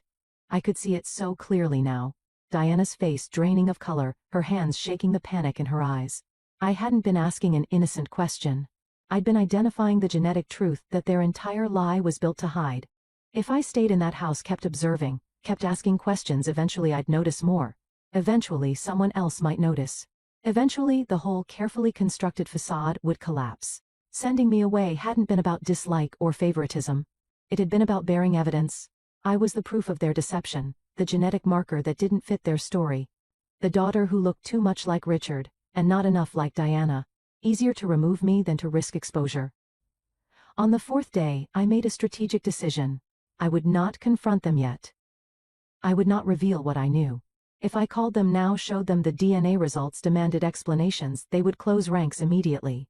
Diana would craft some narrative, Richard would lawyer up. Emma would be positioned as the innocent victim, and I'd be painted as the vindictive daughter manufacturing evidence to hurt her family. They'd destroy documents, align their stories, prepare for battle. No. I needed to build an airtight case first. Document the Foundation fraud with evidence so clear it couldn't be dismissed. Gather financial records proving their desperation and deception. Create a legal paper trail showing pattern and intent. Then, and only then, I deploy the DNA evidence, not as an opening salvo, but as the nuclear option, the truth bomb they couldn't defuse. I called Patricia Reeves, the family law attorney my former colleague had recommended. She agreed to meet me that afternoon at her office in Bethesda. For 2 hours I laid out everything. The foundation scam, the shell companies, Diana's college roommate collecting, consulting fees, Marcus Blake's confession, and finally, the DNA results. I showed her the documentation, the photographs, the lab reports. Patricia listened without interrupting, occasionally making notes on her legal pad. When I finished, she sat back in her chair and studied me for a long moment. Olivia, I need to be very clear with you. What you're describing isn't just family dysfunction or financial impropriety. This is fraud, identity deception spanning 3 decades, and potentially criminal conspiracy. If you pursue this, you're not just going to hurt your family's feelings, you're going to destroy their lives.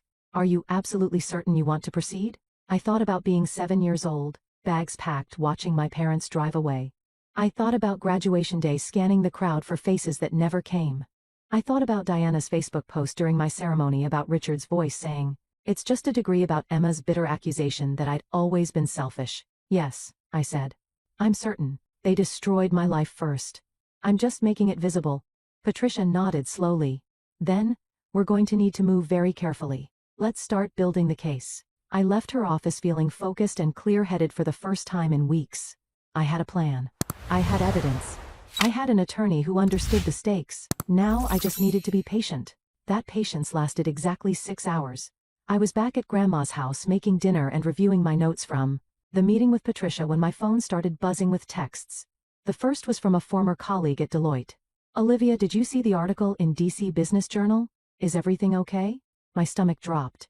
I opened my laptop and searched for my name in the publication. The article appeared immediately, published just 2 hours earlier in their online edition. The headline made my blood run cold. "Rising Star or Family Betrayer, The Dark Side of Olivia Carter." The piece was written with just enough vagueness to avoid being obviously libelous, but the implications were devastating. It alleged I was using my position and professional expertise to extort my grieving family over an inheritance dispute. It quoted sources close to the family, describing concerning behavior, patterns, paranoia, trust issues, and inability to accept familial love. It suggested that someone with access to classified government information who demonstrated such troubling interpersonal dysfunction should be subject to additional security screening. The article never quite accused me of anything specific. It just raised questions, planted doubts, created a narrative where I was the unstable aggressor and my family were the victims of my vindictiveness. It was subtle enough to be protected speech, damaging enough to destroy my security clearance. Diana had found out I was investigating her, and she'd struck first. The article spread through my professional network faster than I could have imagined. Within 24 hours, I had 6 LinkedIn messages from former colleagues, all carefully worded with concern that barely masked curiosity. "Saw something online, just wanted to check if you're okay. And if there's any truth to those allegations, you know you can talk to me, right?" The subtext was clear. They were asking if I was actually the person described in that article, if I was really using my skills to intimidate my grieving family, if I was as unstable as the piece suggested.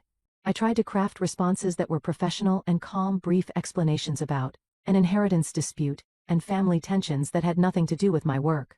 But I could feel the damage spreading with each awkward exchange, each carefully neutral reply that made me sound defensive no matter how I phrased it. 3 days after the article published, my security manager at the defense contractor called me. His name was Frank Delgado, a former military intelligence officer, who'd been friendly but professional during my onboarding process. Now his voice was formal, detached. "Olivia, we need you to come in for a routine check-in. Just some questions about your current security status. Can you be here tomorrow at 10? It wasn't routine. I knew that from his tone, from the timing, from the fact that he'd called instead of emailing. But I agreed because refusing would only make things worse. The meeting took place in a windowless conference room with Frank and a woman from HR I'd never met before. They sat across from me with a file folder between them, and Frank opened with the line I'd been dreading. "We've received some concerning information about potential personal conflicts that might affect your judgment and reliability. Can you explain this situation with your family?" I kept my voice steady and provided the explanation I'd prepared. My grandmother had passed away, leaving me her estate. My parents and sister were unhappy with the inheritance distribution, and there were some tensions around a family foundation they wanted me to fund. I framed it as a civil disagreement, nothing that affected my work or my ability to handle classified information. Frank nodded, made notes, but I could see doubt in his eyes. The HR woman asked if I was under any financial pressure, if anyone was attempting to coerce or manipulate me, if I felt my family situation could be used as leverage against me. All standard security questions, but asked with an edge that suggested they'd already formed an opinion. No financial pressure, I said truthfully. I inherited enough to be financially secure, and no one can leverage my family against me because we're essentially estranged. But you're currently involved in founding a family charity with them, the HR woman asked, referencing something she'd clearly read in the article. I was asked to contribute to a foundation they proposed. I've raised some concerns about the financial structure and haven't released additional funds pending review.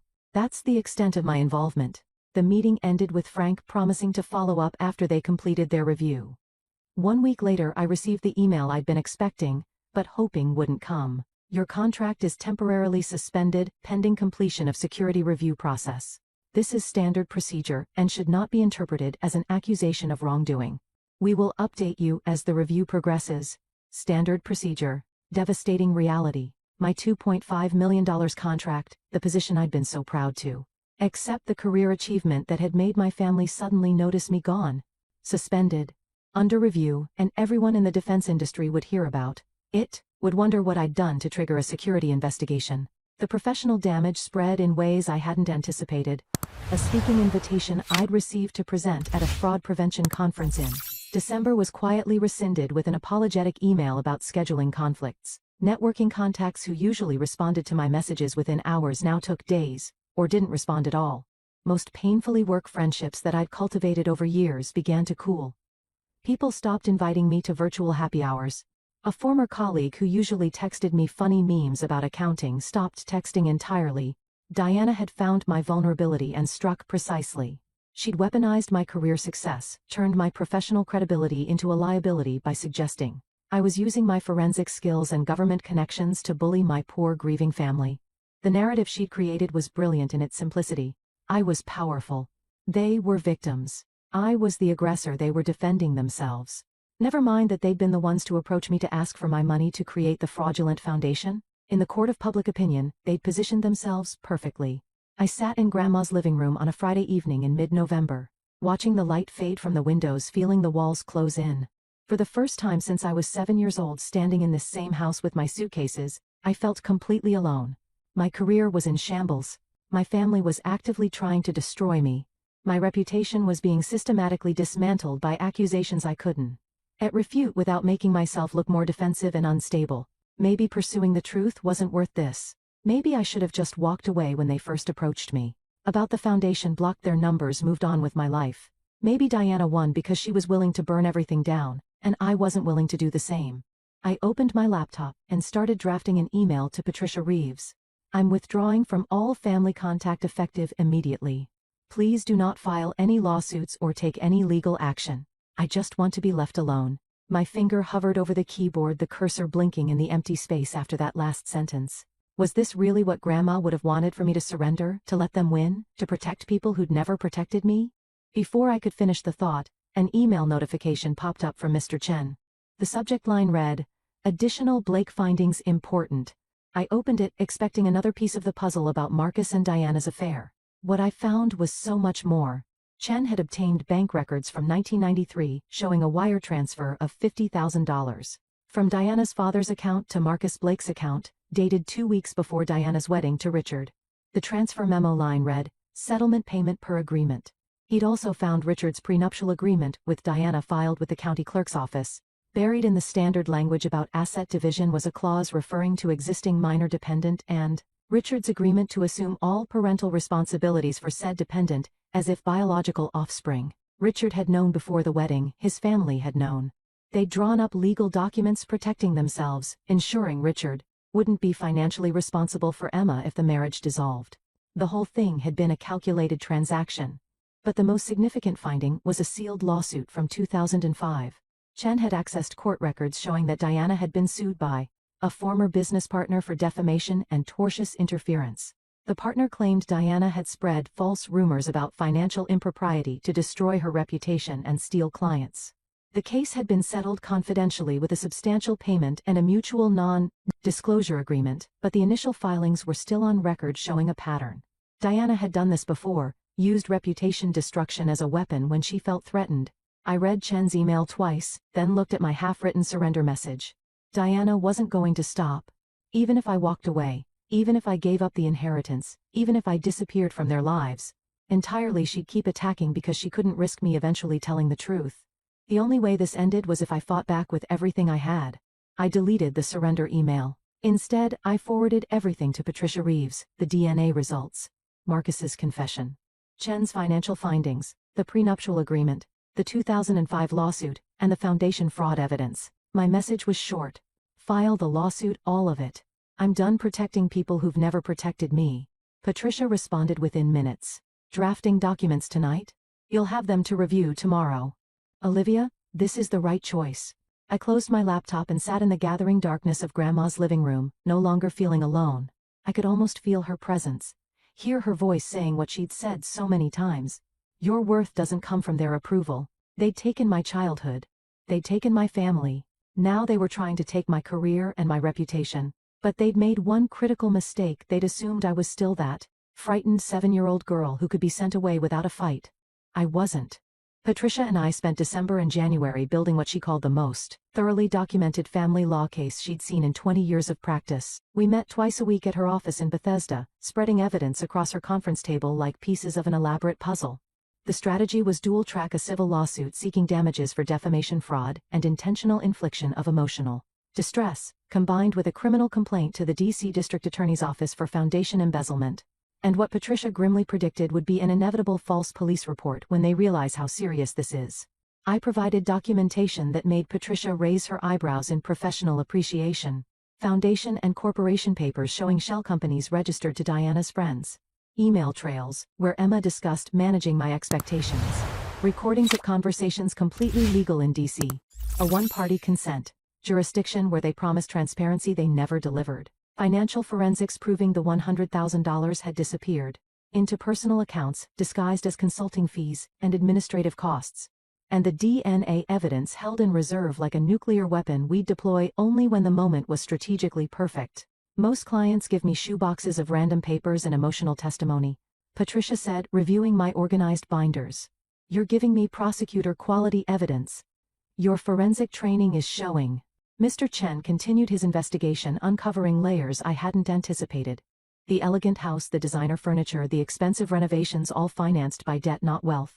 Richard wasn't the successful executive I'd assumed. He was a senior vice president, facing mandatory retirement at 62. His pension inadequate to maintain their lifestyle. They'd borrowed against their home equity twice, maxing out at $400,000. Diana's credit cards carried balances totaling another $80,000. The foundation scam wasn't greed. It was desperation masked by designer labels and perfect landscaping. Chen also documented Diana's pattern of relationship destruction.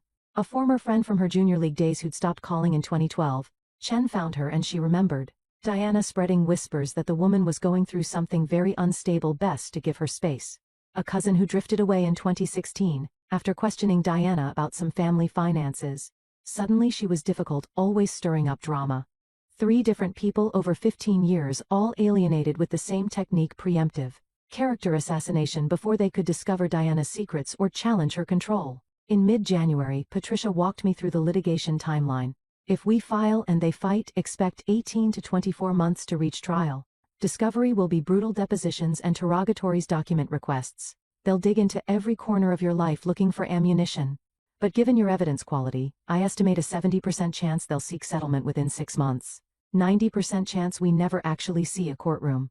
The DNA evidence alone makes trial impossibly risky for them.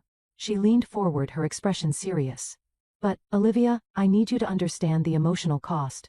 These people will stop being your family and become legal adversaries. They'll try to depose you, twist your words, paint you as vindictive and unstable. They'll make private pain public record. Are you prepared for that? I thought about being 7 years old watching my parents drive away. I thought about graduation day scanning an empty audience. I thought about Diana's voice on that voicemail, not apologizing, but demanding I protect her secrets. They became my adversaries when I was 7 years old, I said calmly. I'm just finally acknowledging it. We finalized the lawsuit documents in late January. The complaint was devastating but legally airtight: 43 pages detailing decades of emotional abuse, documented financial fraud, and a defamation campaign that cost me my career. We set the filing date for February 1st, giving me a weekend to review the final draft and emotionally prepare for what came next. On January 28th, 3 days before we'd file, I received a certified letter at Grandma's house. The return address was a law firm I didn't recognize, Blackwell and Associates, a white shoe firm in downtown DC that charged $1,000 an hour. My hands shook slightly as I signed for it. Inside was a cease and desist letter on expensive letterhead signed by an attorney named Theodore Blackwell. The language was aggressive and threatening. I was to immediately stop all defamatory communications about the Carter family. My campaign of intimidation and harassment would result in criminal charges if it continued. My hiring of private investigators constituted stalking under DC law, and they were prepared to seek restraining orders. It was a bluff. Everything Chen had done was legal. Everything I documented was factual. But the letter's existence told me something crucial. They knew I was building towards something big, and they were panicking. I photographed the letter, forwarded it to Patricia with a brief message. "They're scared. Proceed as planned." Her response came within minutes. "This is exactly what I expected. They're trying to intimidate you into backing down. Don't." We file Saturday morning. I looked at the cease and desist letter one more time, then filed it carefully in my evidence binder. In 3 days they discover I don't intimidate easily. In 3 days the war became official. We filed the lawsuit on Saturday morning, February 1st. Patricia submitted it electronically to the DC Superior Court at 9 a.m., and by noon a process server was at my parents' house delivering the formal complaint. I'd asked for a photo confirmation of service, and the image showed my father answering the door in weekend casual, where his face going pale as he accepted the envelope. By Sunday evening Diana had retained Theodore Blackwell's firm, and by Monday afternoon I received notice that they were preparing a response. The response arrived Wednesday. It wasn't a simple answer to my complaint. It was a full counter lawsuit, 38 pages of allegations that made my hands shake as I read them. Diana claimed I was blackmailing the family with fabricated evidence about Emma's parentage, demanding payment to keep quiet about false allegations that would destroy their reputation. The countersuit painted me as an unstable, vindictive daughter who'd weaponized my forensic investigation skills to manufacture a scandal, who was extorting my grieving family for money I didn't deserve, who'd created an elaborate fiction to justify my greed. It was a masterpiece of projection, accusing me of exactly what they were doing. But Diana didn't stop there. On Thursday, I received a call from Detective Marcus Williams of the Metropolitan Police Department's Fraud Division. His voice was professional but cautious. "Miss Carter, we've received a criminal complaint regarding alleged threatening communications you sent to your family members. I'd like you to come in to discuss this matter. You're not under arrest, but we do need to talk." I sat in an interrogation room Friday afternoon, a space I'd been in before, but always on the other side as an expert witness, helping prosecutors, not as a suspect. Detective Williams was in his 50s, methodical and calm. He showed me printouts of emails allegedly sent from an address that looked almost identical to mine, oliviacarter@gmail.com, instead of my actual olivia.carterm@gmail.com. The one-letter difference was subtle enough that someone glancing quickly might miss it. The emails were crude in their obviousness. "Pay me $500,000, or I'll expose your family's secrets to everyone. I have evidence that will destroy you. Let's discuss terms for my silence." The language was nothing like how I actually wrote. The tone was cartoonishly threatening, and the entire concept was absurd. I was a forensic accountant who'd spent 6 years investigating financial crimes. If I were actually going to blackmail someone, I certainly wouldn't do it via easily traceable emails with explicit threats. I calmly explained this to Detective Williams. I provided my actual email account logs, showing I'd never sent these messages. I explained my professional background and asked him if it seemed likely that someone with my training would be stupid enough to commit extortion in writing. I could see sympathy in his eyes, but he said what he had to say. "I understand, Miss Carter, but we need to investigate all complaints. This will take some time. Please don't leave the jurisdiction." I walked out of the police station and sat in my car for 20 minutes, hands gripping the steering wheel, wondering if I was about to be arrested for a crime I didn't commit. Diana had actually filed a false police report. She'd fabricated evidence and submitted it to law enforcement. She was so desperate to stop me that she'd crossed into criminal behavior. The same day I was being questioned by police, I received an email from the defense contractor's HR department. The subject line was professionally neutral, but the content was devastating.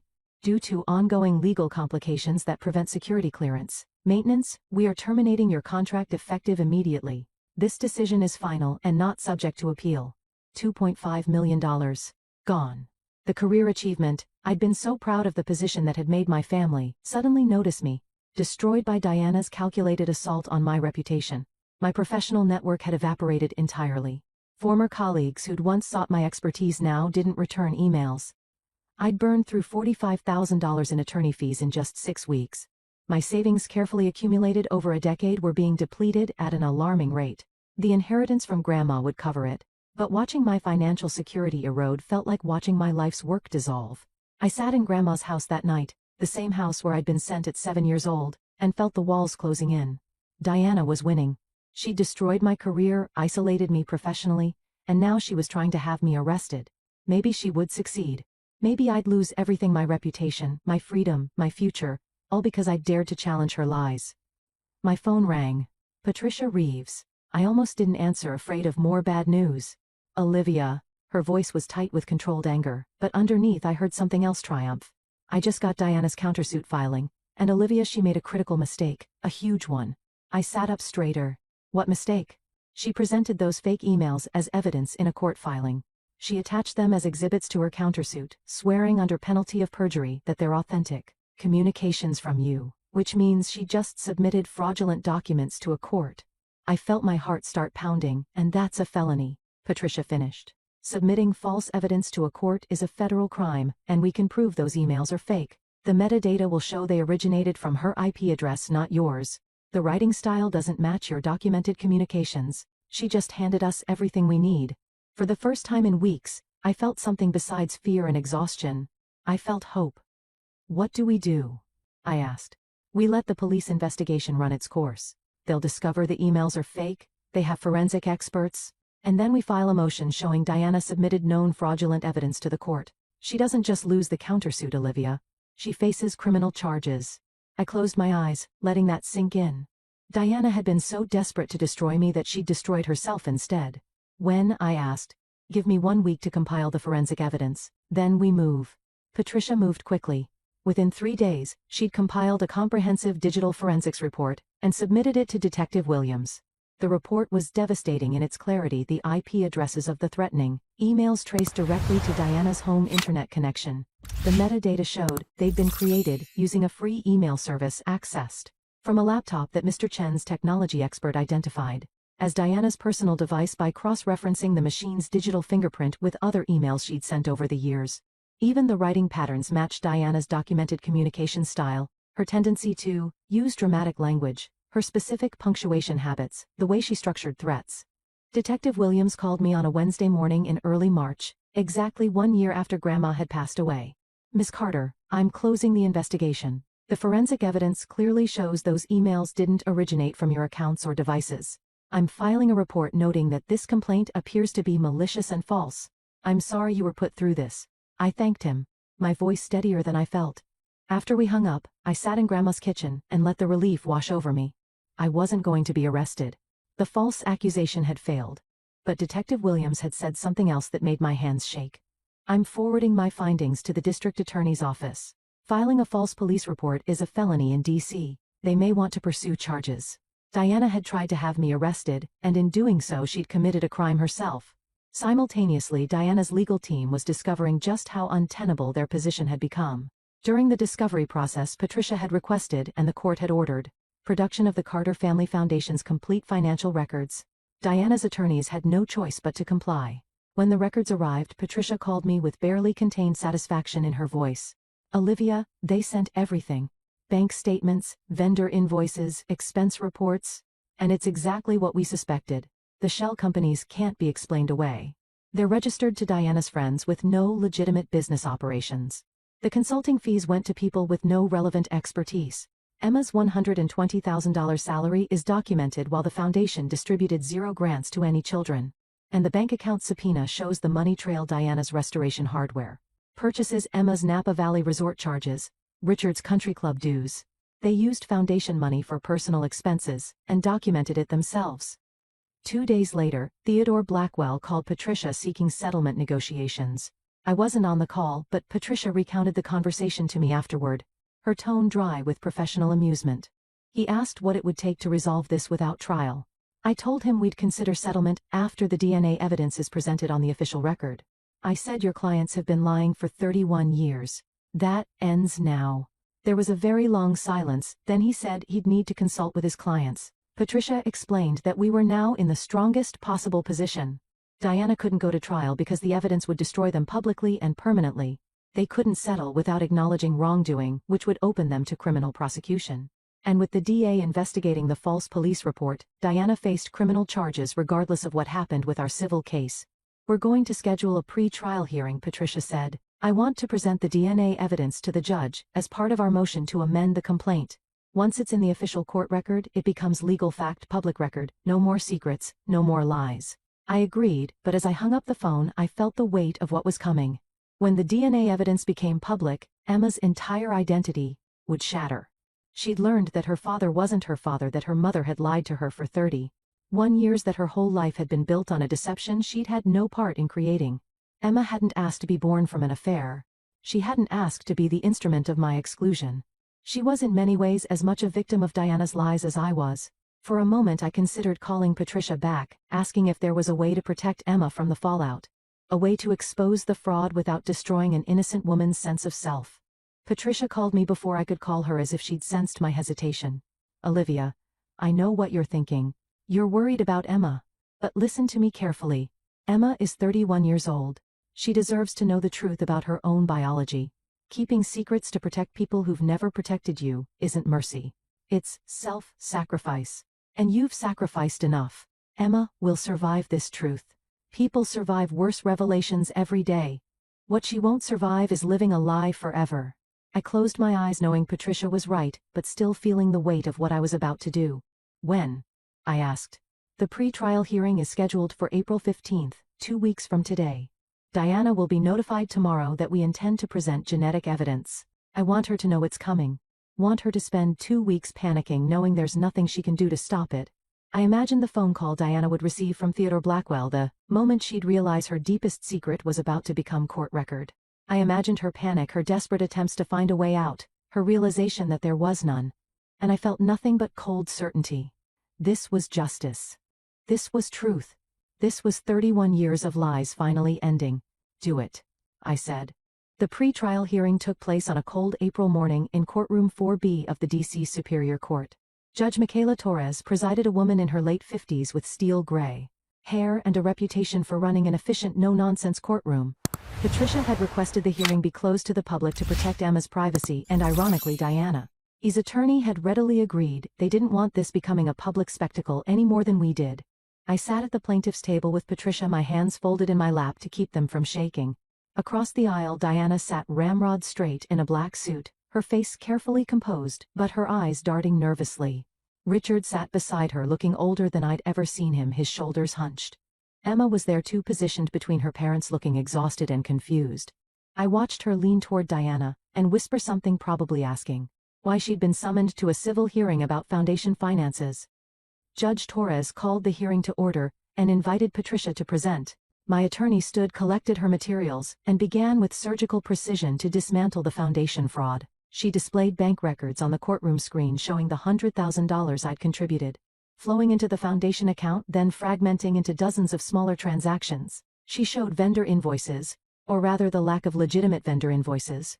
She presented email trails where Emma discussed managing my expectations, and Diana planned how to handle my audit requests.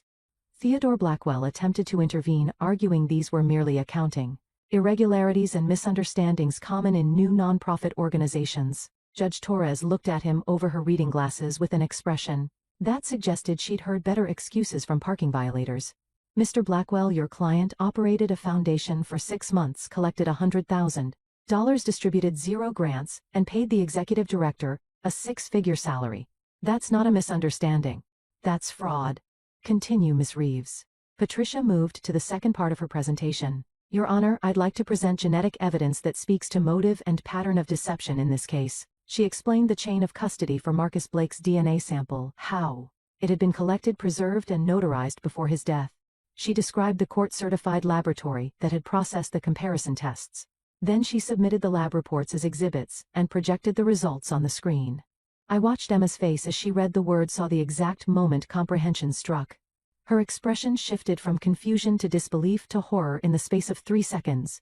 The courtroom was completely silent as Judge Torres read aloud Sample A, Olivia Carter, and Sample B, Richard Carter. 99.9% probability of paternity, she paused. Sample C, Emma Carter, and Sample B, Richard Carter, 0% match. Another pause. Sample C. Emma Carter, and Sample D. Marcus Blake. Deceased, 99.9% probability of paternity. Emma's face drained of all color. She turned slowly to Diana, her voice breaking. "Mom?" Diana couldn't speak. She just stared at the floor, her carefully composed mask finally shattering. Emma turned to Richard. "Did you know?" Richard closed his eyes and nodded, unable to meet her gaze. Judge Torres, her expression softening with unexpected compassion, announced a 15-minute recess. The hallway outside the courtroom erupted into chaos. Emma cornered Diana against the wall, her voice rising with each word. "Tell me this isn't true. Tell me I'm Dad's daughter. Tell me my entire life isn't a lie."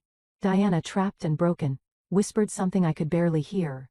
"I was going to tell you when you were older, but then there was never a right time. A right time." Emma's voice cracked. "I'm 31 years old. You had 31 years to find the right time." She whirled toward Richard. "You knew you've known my whole life that I wasn't your daughter, and you never said anything." Richard opened his mouth, but no words came out. He just nodded again, and I saw tears in his eyes for the first time I could remember. Then Emma turned to me, and for the first time since we were children, there was no hostility in her expression. Just raw, shared trauma. "You knew. How long have you known?" 2 months, I said quietly. "I needed to be sure before destroying your world." Emma laughed a bitter, broken sound. "How considerate of you." She looked at all of us. Diana, Richard, me, the lawyers, the courthouse walls, and something in her seemed to collapse. Without another word, she turned and walked toward the exit, her footsteps echoing in the marble hallway. Diana started to follow, but Patricia stepped forward. "Mrs. Carter, we're due back in court in 8 minutes. I suggest you compose yourself." When we reconvened, the energy in the courtroom had fundamentally shifted. Judge Torres looked at Diana's attorney with something approaching pity. "Mr. Blackwell, does your client wish to respond to these findings, or shall we proceed to discussing settlement terms and potential criminal referrals?" Blackwell requested a private consultation with his client. They stepped into the hallway, and through the courtroom's glass door I could see Diana's animated gestures, her desperate attempts to find a way out. Blackwell's expression remained professionally neutral, but his body language said everything. There was no defense for this. When they returned, Blackwell's voice was resigned. "Your Honor, my client requests a continuation to consider plea negotiations for the potential criminal charges and settlement terms for the civil claims. We recognize the evidence presented today is significant." Judge Torres nodded. "I'm granting a 30-day continuation. Mr. Blackwell, I strongly suggest your client use that time wisely. Ms. Reeves, please coordinate with the DA's office regarding the criminal complaint. This court is adjourned." I walked out of the courthouse into the April sunshine, feeling simultaneously triumphant and hollow. The truth was now legal record. Diana's 31-year lie had been exposed in a court of law, documented and filed and permanent. But as I reached my car, I couldn't stop thinking about Emma's face when she'd read those DNA results, the way her entire identity had shattered in the space of 90 seconds. I'd won. But the victory felt more complicated than I'd expected. Richard called me 2 days after the hearing. I almost didn't answer when I saw his name on my phone, but something made me pick up. His voice was strained, older somehow, stripped of the professional polish I'd always associated with him. "Olivia, I need to talk to you. Privately, not about the lawsuit or the settlement. Just, I need you to hear something from me. Please." We met at a small park near the courthouse, one of those neglected green spaces, with a few benches and overgrown landscaping that tourists never visit. Richard was already there when I arrived, sitting on a bench with his shoulders slumped, looking 10 years older than he had just days ago in court. He'd aged visibly in 48 hours. I sat down, keeping distance between us, and waited. He began without looking at me, his voice quiet. "I need you to understand why I did what I did, even though I know it doesn't excuse anything. I'm not asking for forgiveness. I just need you to know the whole truth." He explained that in 1993, his family and Diana's family had arranged their marriage. It wasn't love, at least not initially. It was business. 2 old Washington families preserving social standing, political connections, generational wealth. My father told me Diana Whitmore was an appropriate match. Her family had the right connections. It would be good for both our futures. When Diana confessed she was pregnant with another man's child, Richard's family had given him a choice: call off the wedding and face public humiliation and lost business opportunities worth millions, or proceed with the marriage and raise the child as his own. They made it very clear what the right choice was. But the thing is, Olivia, I was already in love with Diana by then. He finally looked at me, his eyes hollow. I know it sounds absurd given how the marriage was arranged, but I'd fallen for her during our engagement. She was beautiful and intelligent, and I thought if I was generous enough, if I loved Emma as my own daughter, Diana would eventually love me back. I was 28, and naive enough to believe love could be earned. So he'd married Diana, raised Emma with genuine affection, and hoped for a fresh start. Then 2 years later I was born. You were my biological daughter, he said, his voice breaking slightly. My blood. And the moment I held you in the hospital, I felt something different. Something primal and immediate that I hadn't felt with Emma. I tried to hide it, but Diana saw. She saw how I looked at you, and she became distant, cold. That's when I realized the truth. She'd tolerate me raising Emma out of guilt and obligation, but she wouldn't tolerate me loving my actual child more than her daughter. The choice he'd made was calculated and cowardly. I chose my marriage over my daughter. I convinced myself you'd be fine with your grandmother, that you were resilient, that Diana's happiness was necessary to keep the family intact. Every birthday I missed, every graduation I skipped, I told myself I was protecting something bigger than just one relationship, but I was just protecting my own comfort. I was a coward. He revealed something I hadn't known when I turned 18. He'd established a trust fund in my name, using inheritance from his own father. $1.2 million accessible when I turned 35, set up through a law firm Diana knew nothing about. It was the only thing I could give you that she couldn't take away or control. I thought maybe it would be enough to say, I did love you, love. I just loved my comfort more. I sat very still processing this. The trust fund would be accessible next year. He'd been planning this for 17 years. Did you ever tell Diana you knew I was your daughter? I asked quietly, that you were choosing between us. Richard's voice cracked. She knew. God, she knew. And she made it very clear if I publicly favored you, if I disrupted the fiction of our perfect family, she'd expose Emma's parentage herself and blame me for the deception. She'd tell everyone I'd lied about Emma being mine, that I'd perpetuated the fraud. She'd destroy both our reputations. So we made a silent pact. His hands trembled. She'd tolerate me raising Emma, her mistake. I'd tolerate her rejecting you, my consequence. We both sacrificed our daughters to protect our image. I stood to leave, disgusted by the whole twisted arrangement, but I turned back, needing to say one more thing. Emma didn't deserve what you both did to her either. You made her the favorite to punish me, but you also made her a pawn in your dysfunctional marriage. You let her believe a lie for 31 years because it was convenient. We were both your victims, Richard. You just chose which one to keep close and which one to send away. He didn't respond. He just sat there on that park bench, shoulders shaking, finally crying for the choices he'd made 3 decades ago. I walked away without looking back. By early May, the legal machinery was grinding toward its inevitable conclusion. Patricia had been in negotiations with both the district attorney's office and Diana's attorney, Theodore Blackwell, who'd begun to understand just how catastrophic his client's situation had become. The evidence was overwhelming and undeniable: foundation embezzlement documented at $242,000, defamation with a clear trail to Diana's PR consultant friend, who'd planted the Business Journal article, filing a false police report proven by IP addresses, and obstruction of justice through fabricated court documents. If prosecuted fully and convicted on all counts, Diana faced 7 to 10 years in combined federal and state prison. The DA's office offered a plea bargain: plead guilty to reduce charges, fraud and false reporting, accept 3 to 5 years depending on cooperation and restitution, and avoid the public spectacle of a trial. Theodore Blackwell strongly recommended Diana accept. Going to trial would mean the DNA evidence becoming permanent public record, expert witnesses testifying about her pattern of deception and media coverage that would destroy whatever remained of her reputation. The plea deal was mercy she didn't deserve, but it was the only path that didn't end in complete annihilation. Simultaneously, Patricia negotiated the civil settlement. Her terms were precise and non-negotiable. Full restitution of the $100,000 I transferred to the foundation, $800,000 in damages for defamation and career harm based on my documented lost contract, $350,000 in legal fees I'd already paid, and $450,000 in punitive damages. Total $1.7 million. Diana had no assets to pay. The house was mortgaged beyond its value, retirement accounts had been liquidated to pay legal fees, savings were depleted. But Richard made an unexpected offer through his attorney. He would pay the full settlement amount from his personal trust fund, the inheritance from his late father, that Diana had never been able to touch. In exchange, I would sign a legal waiver releasing him from any further claims.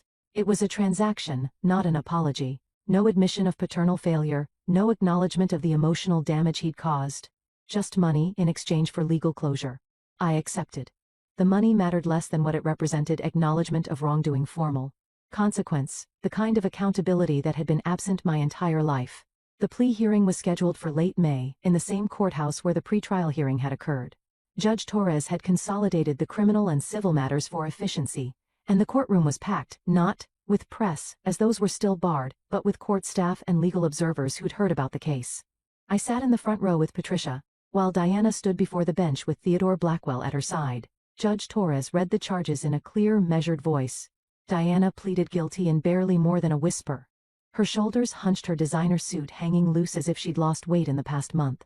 The judge's sentencing statement was thorough and merciless. Mrs. Carter, you have engaged in a years-long pattern of deception, manipulation, and abuse. Not just toward your family, but toward the court system and public trust. You embezzled funds designated for charity to support vulnerable children. Funds you claimed would honor your late mother-in-law's memory. You fabricated evidence and filed false reports to criminalize an innocent person. You weaponized your social standing to destroy a young woman's career. The damage you've caused extends far beyond financial. Judge Torres paused, letting the weight of those words settle. I hereby sentence you to 5 years in the D.C. Department of Corrections, followed by 2 years supervised probation. You will pay full restitution of $1.7 million as agreed in the settlement. Additionally, I'm issuing a 10-year restraining order prohibiting any contact with Olivia Carter. Diana swayed slightly. Blackwell studied her arm, but she seemed beyond caring. 2 corrections officers approached to take her into custody. She was being remanded immediately, no bail pending transfer to the correctional facility. As they led her toward the side door in handcuffs, Diana turned and looked back at me one final time. I expected to see anger or defiance or even hatred.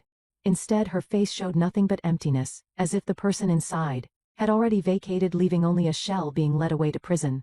I walked out of the courthouse into bright May sunshine, feeling simultaneously triumphant and hollow. Patricia had warned me that victory in family law cases rarely feels clean, and she was right. I'd won every legal battle, but the emotional cost was written in that empty expression on Diana's face. And the image of Emma. I couldn't shake her world shattered in a courtroom, her identity revealed as a 31-year lie. Outside, I discovered someone had leaked the story. Reporters clustered near the main entrance with cameras and microphones. Patricia guided me toward a side exit, shielding me from questions I had no interest in answering. But as we rounded the corner, I glimpsed a familiar figure standing apart from the crowd. Emma, watching from across the street, her face unreadable from this distance. Our eyes met for just a moment. Then she turned and walked away, disappearing into the late afternoon crowds, and I wondered if I'd ever see my sister again. The consequences unfolded over the following weeks, and I watched from a distance, learning about each development. Through Mr. Chen's periodic updates and the occasional Google search I couldn't resist conducting, Diana began serving her sentence at the Federal Correctional Institution in Alderson, West Virginia, a minimum security women's prison, about 250 miles from D.C. Mr. Chen obtained basic information through public records. She was now inmate number 47,829, housed in a dormitory style unit with 5 other women wearing standard-issue khaki uniforms instead of her designer suits. The woman who'd spent decades cultivating an image of effortless elegance was now living in a space smaller than her former walk-in closet. The social erasure happened quickly and quietly, the way it always does in Washington circles. I noticed at first on Facebook, where Diana's former friends began posting vague inspirational quotes about surrounding yourself with authentic people and knowing who your real friends are. The subtext was clear: they were distancing themselves from the scandal without directly acknowledging it. Diana's name disappeared from the Potomac Country Club roster. Her position on the National Symphony Orchestra Auxiliary Board vanished from their website. Charity gallows she'd attended for years somehow forgot to include her in their historical photo galleries. Washington society didn't condemn her publicly, that would be too crude. They simply pretended she'd never existed. Richard faced consequences of a different kind. His company's board of directors requested a meeting 2 weeks after Diana's sentencing, and by the end of June he'd announced his early retirement. The press release cited pursuing other interests and thanked him for his years of dedicated service. But everyone in their industry understood it was about the scandal. No major corporation wanted a senior executive whose wife was serving time for fraud and whose family secrets had been aired in court documents. His social network collapsed along with Diana's. The couples they'd socialized with for decades suddenly had perpetual scheduling conflicts. Golf partners stopped calling. Dinner invitations dried up. Richard filed for divorce in early July, while Diana was still adjusting to prison life, citing irreconcilable differences. The prenuptial agreement, which referenced Diana's failure to disclose Emma's true parentage, meant she received nothing in the settlement. I learned from Mr. Chen that Richard had sold the family home, the one with Emma's preserved bedroom, and my old room converted to storage, and moved to a modest 2-bedroom condo in Arlington. The downsizing was partly financial, partly psychological. He'd started seeing a therapist according to court-mandated documentation related to the divorce. At 60 years old, he was finally confronting 32 years of moral cowardice and the choices that had destroyed 2 daughters' childhoods. But Emma's consequences were the ones that haunted me most, because she'd been the most innocent party in the entire mess. I learned about her broken engagement through a mutual acquaintance, who mentioned it casually, not knowing our connection. Her fiancé, a junior congressman's son with political ambitions, had quietly called it off. His family couldn't afford association with this level of scandal, not with his father's re-election campaign approaching. Emma had resigned from the foundation, now formally dissolved, with remaining funds returned to my account, and left Washington entirely. Mr. Chen tracked her to Portland, Oregon, where she'd rented a small apartment and was working as a freelance graphic designer. She'd legally changed her last name from Carter to Blake, reclaiming the identity of a biological father she'd never known but whose DNA she carried. I found myself occasionally checking her Instagram, which had once been a carefully curated display of her perfect life. Brunch photos, engagement announcement, designer handbags. Now it was sparse and unfiltered. Hiking trails in the Pacific Northwest, coffee shops with worn paperbacks, a photo of a scruffy terrier mixed with the caption, "Meet Murphy." My therapist suggested a dog. I think she was right.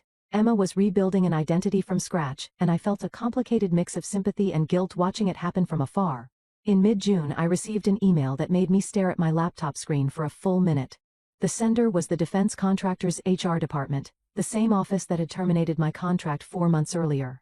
Dear Ms. Carter, following the resolution of your legal matters and the restoration of your security clearance, we would like to discuss reinstating your contract position.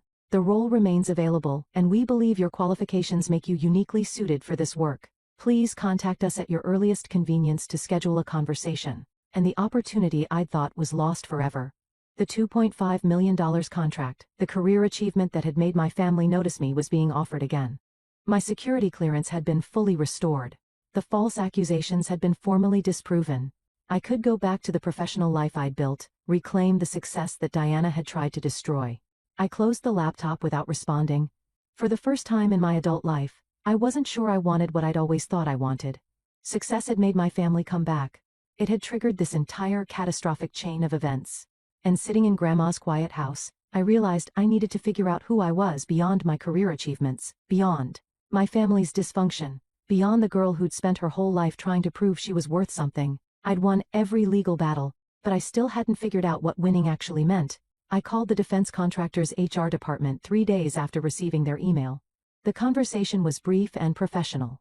I thanked them for the opportunity and explained that I decided to pursue a different direction in my career. The HR representative sounded surprised. $2.5 million contracts don't get declined often, but she accepted my decision graciously and wished me well. Instead, I reached out to my former manager at Deloitte and negotiated a part-time consulting arrangement. 20 hours per week, all remote, focusing on forensic audits for their existing clients. The income was a fraction of what the government contract would have paid, but it was enough. Between the consulting work and the conservative investments I'd made with the settlement, money generating roughly $60,000 annually, I could live comfortably without the pressure of high-stakes classified work. I stayed in Grandma's house and began the slow process of making it mine. Not erasing her presence, I kept her reading chair by the window, her collection of mystery novels, the photographs of us together, but updating the space to be both memorial and forward-looking. I repainted the kitchen in warm cream tones, replaced the warm carpets with hardwood floors, updated the bathroom fixtures. In the backyard, I planted a garden following the layout Grandma had always maintained, adding new varieties of roses she would have loved. The life I built was deliberately small. I joined a local book club that met twice a month at the library, surrounded by women in their 60s and 70s, who asked nothing about my past and cared only about whether I'd finished the month's selection. I volunteered at the community center, teaching basic financial literacy to seniors. In September, I adopted a gray tabby cat from the shelter, a 7-year-old female with knowing eyes. I named her Helen. In August, I began seeing Dr. Miriam Chen, a therapist specializing in family estrangement and complex trauma. The sessions were harder than I'd anticipated. Unpacking 27 years of rejection required examining every assumption I built my identity around. Dr. Chen introduced concepts that felt revolutionary in their simplicity: chosen family. The idea that the people who matter most are those who choose to love you, rather than those obligated by blood. Radical acceptance. The practice of accepting that some people, even parents, are incapable of the love you deserved, and that this incapacity is their limitation, not your failure. You're grieving, Dr. Chen told me during one session in October, not for the family you lost, because you never truly had them. You're grieving for the family you deserved and never got. That's a different kind of loss, and it's profound. She was right. The grief came in waves, sometimes triggered by seeing a mother and daughter laughing together at the grocery store, sometimes appearing without warning while I was washing dishes or reading in Grandma's chair. But it was necessary grief, the kind that clears space for something new to grow. Richard sent emails occasionally, never asking for forgiveness, just offering information. I've been attending therapy twice a week. I sold the house and moved to a smaller place. Emma changed her name legally. I thought you should know. I think about you every day, and wonder if that matters. I read each one, but never responded. I wasn't ready to grant him absolution, but I also wasn't interested in perpetuating anger.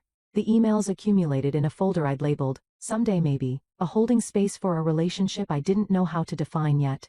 Once a month, usually on Sunday mornings, I visited Grandma's grave. I'd bring fresh flowers, seasonal varieties, the kind she loved, and sit on the bench nearby, talking to her as if she could hear. You were right about everything, Grandma. The truth did set me free. But freedom feels lonely sometimes. I miss you. I miss having someone who loved me without conditions. No word came from Emma during those months, and I respected that silence. Some wounds need distance to heal. I'd shattered her entire identity in a courtroom. The least I could do was give her space to rebuild it without my interference. December arrived with early snow coating Grandma's garden in white. On the 10th, I came home from the grocery store to find mail in my box. Bill's holiday catalogs, and one handwritten envelope with a Portland postmark. Emma's handwriting. I recognized it from years of watching her write thank you notes at family gatherings. Her letters carefully formed and slightly slanted. I carried the envelope inside, set it on the kitchen table, and made coffee. I didn't drink. I sat in Grandma's chair. Helen curled in my lap and stared at that envelope for 2 hours. My name and address in Emma's careful script. No return address. Just a Portland postmark, and the weight of everything unsaid between us. Part of me wanted to burn it unopened to preserve the fragile peace I'd built. Part of me desperately needed to know what she'd written, whether she hated me or understood me or something more complicated than either. The envelope sat there waiting while I tried to decide which part of me to listen to. I finally opened the envelope as dusk settled over the neighborhood. The winter light fading to blue-gray outside the kitchen windows. My hands trembled slightly as I unfolded the pages.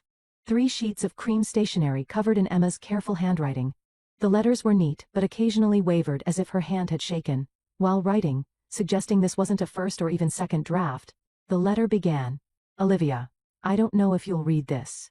I don't know if I deserve for you to read it. I've started this letter 17 times in the past 3 months, and every version felt wrong, too defensive, too apologetic, too self-pitying. So, I'm just going to write honestly. Emma explained that she'd been in intensive therapy since June, twice weekly.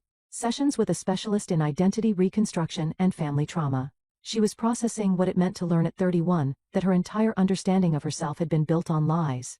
Her therapist had suggested writing to me not to seek forgiveness. I don't have the right to ask for that, Emma wrote, but to practice accountability, to acknowledge harm done even if it couldn't be undone. The middle section of the letter was painfully honest, and I had to set it down twice to collect myself before continuing. I was 31 years old when I learned the truth, but I wasn't innocent. I knew Mom treated you differently. I saw you being sent away at 7 while I stayed. I watched you graduate alone while we went to garden parties. I benefited from your exclusion every single day. And I told myself it was because I was a better daughter, more deserving, easier to love. She continued, that was a lie I chose to believe because it made me feel special instead of complicit. I could have questioned why you were gone. I could have demanded Mom explain. I could have insisted you were included. But I didn't, because your absence made my life more comfortable. I'm not asking you to forgive me. I'm still learning to forgive myself. I just wanted you to know I see it now. I see all of it. I see what I participated in even as a child and what I perpetuated as an adult. Giga. Emma described her current life in Portland with unflinching detail.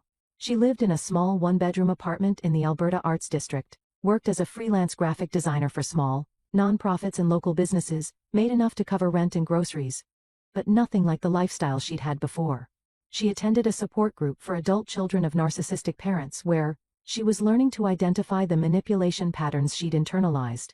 She was building friendships slowly, carefully with people who knew nothing about the relationship with her for who she was now, rather than who she'd pretended to be. I've had to grieve my entire identity, she wrote. Not just learning that Marcus Blake was my biological father, though that's enormous and strange and I'm still processing it, but realizing that the person I thought I was, Diana's Princess Richard's golden child, the daughter who deserved everything while you deserved nothing, was a fiction constructed through your pain.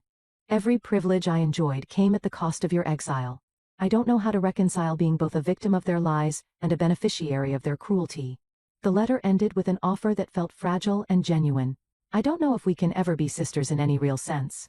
We didn't grow up together, we don't share childhood memories beyond awkward holiday visits, and we've hurt each other. Or I've hurt you mostly. But if you ever want to talk, not to fix anything, or pretend we're suddenly close just to acknowledge each other's existence as real people instead of symbols in a family tragedy, I'm here.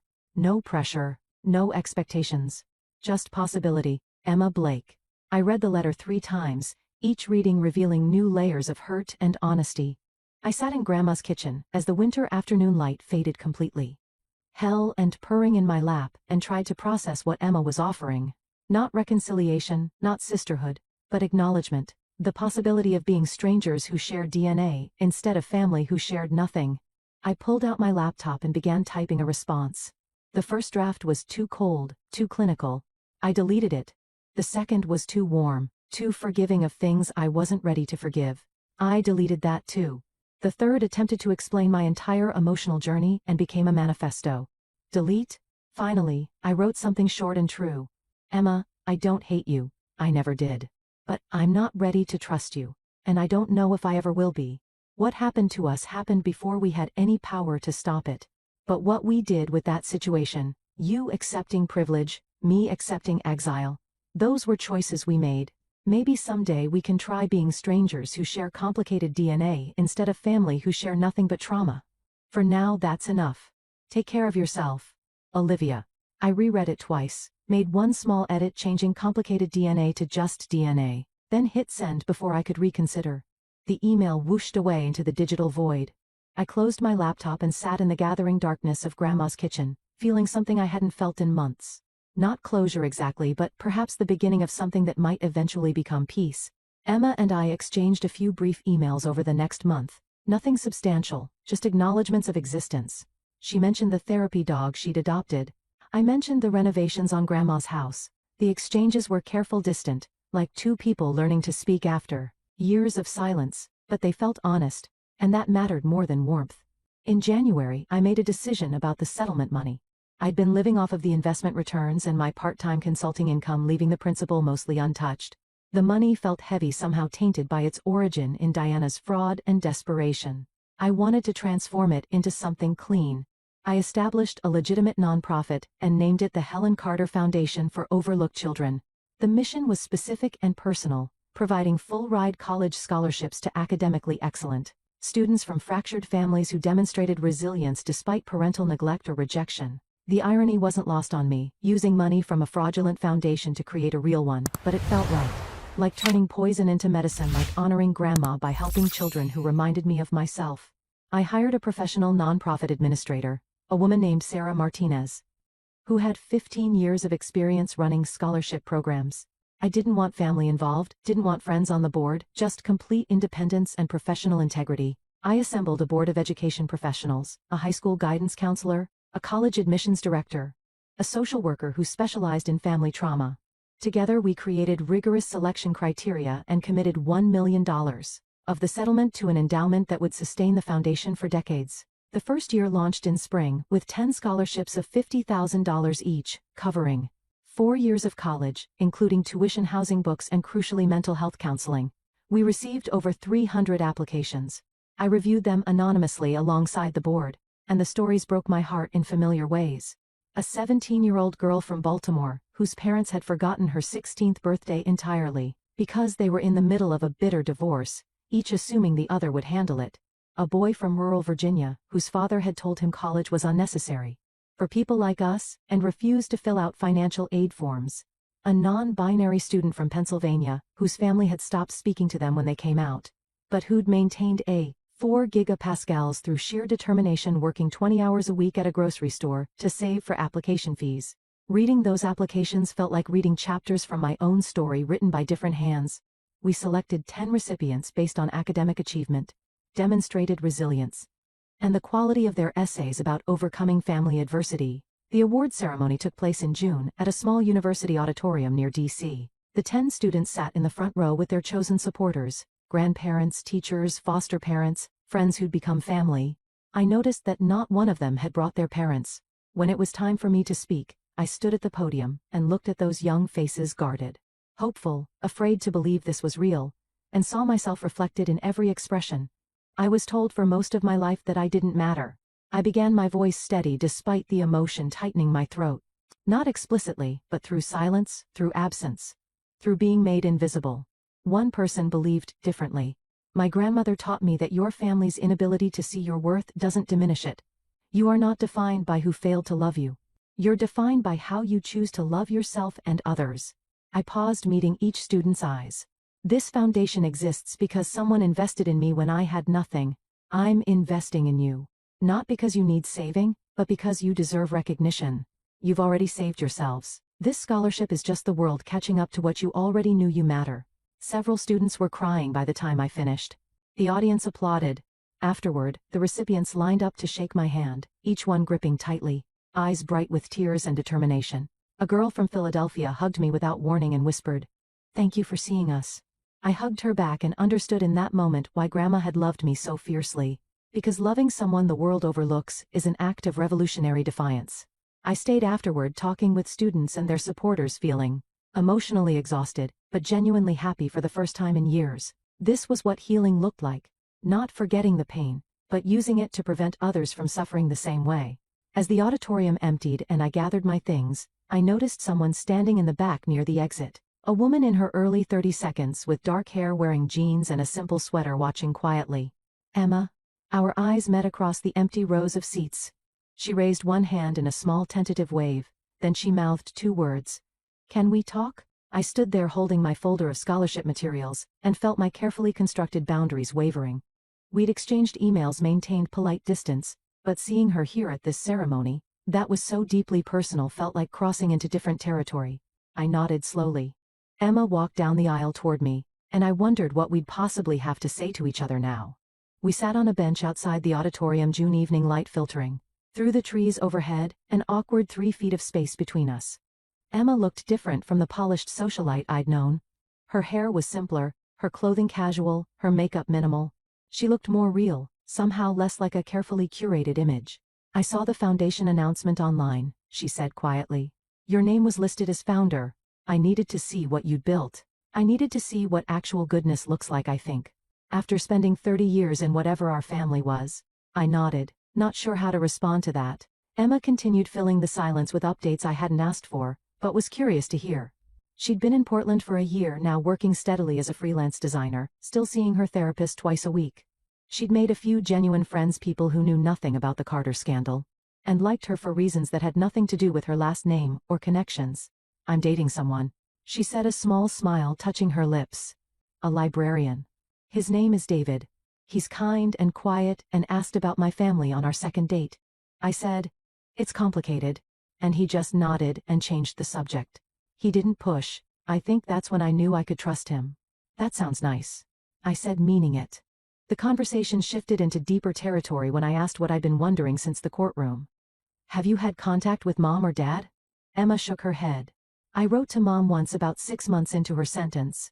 I needed to tell her that what she did, not just the legal stuff, but the lifetime of lying, was unforgivable. I needed her to know that she didn't just hurt you. She hurt me too by making my entire identity a fiction." She paused. She wrote back, a long letter apparently, but I didn't open it. "It's sitting in a drawer in my apartment. I'm not ready. Maybe I never will be." "And Dad?" I asked. "Richard," she corrected gently. And I understood he wasn't her father anymore. Not biologically, Maybe not emotionally either. He sends emails every few weeks. Bank statements showing he's paying your settlement updates about his therapy apologies. I don't know what to do with. I respond occasionally. Very brief. A sentence or two. I'm not cutting him off, but I'm not absolving him either. He's just there, existing in my peripheral vision. I understood that too. The emails sitting in my someday maybe folder serve the same purpose, acknowledging existence without granting forgiveness. Emma took a breath, gathering courage for something. Can I ask you something? And you can tell me it's none of my business, okay? Do you think we can ever be sisters? Real ones, not the performative kind Mom created where I was the golden child. And you were nothing. I considered the question carefully, knowing that a flippant answer would hurt us both. I don't know, I said honestly. We don't have a foundation, Emma. No shared childhood memories that weren't toxic. No inside jokes. No history of protecting each other or being there for each other. We're essentially strangers who happen to share a traumatic origin story. I saw her face fall slightly and I continued. But maybe that's enough to start. Not as sisters trying to recreate what we never had or pretend we're suddenly close, but as two people who survived the same wreckage and are choosing to acknowledge each other as real people rather than symbols. No expectations.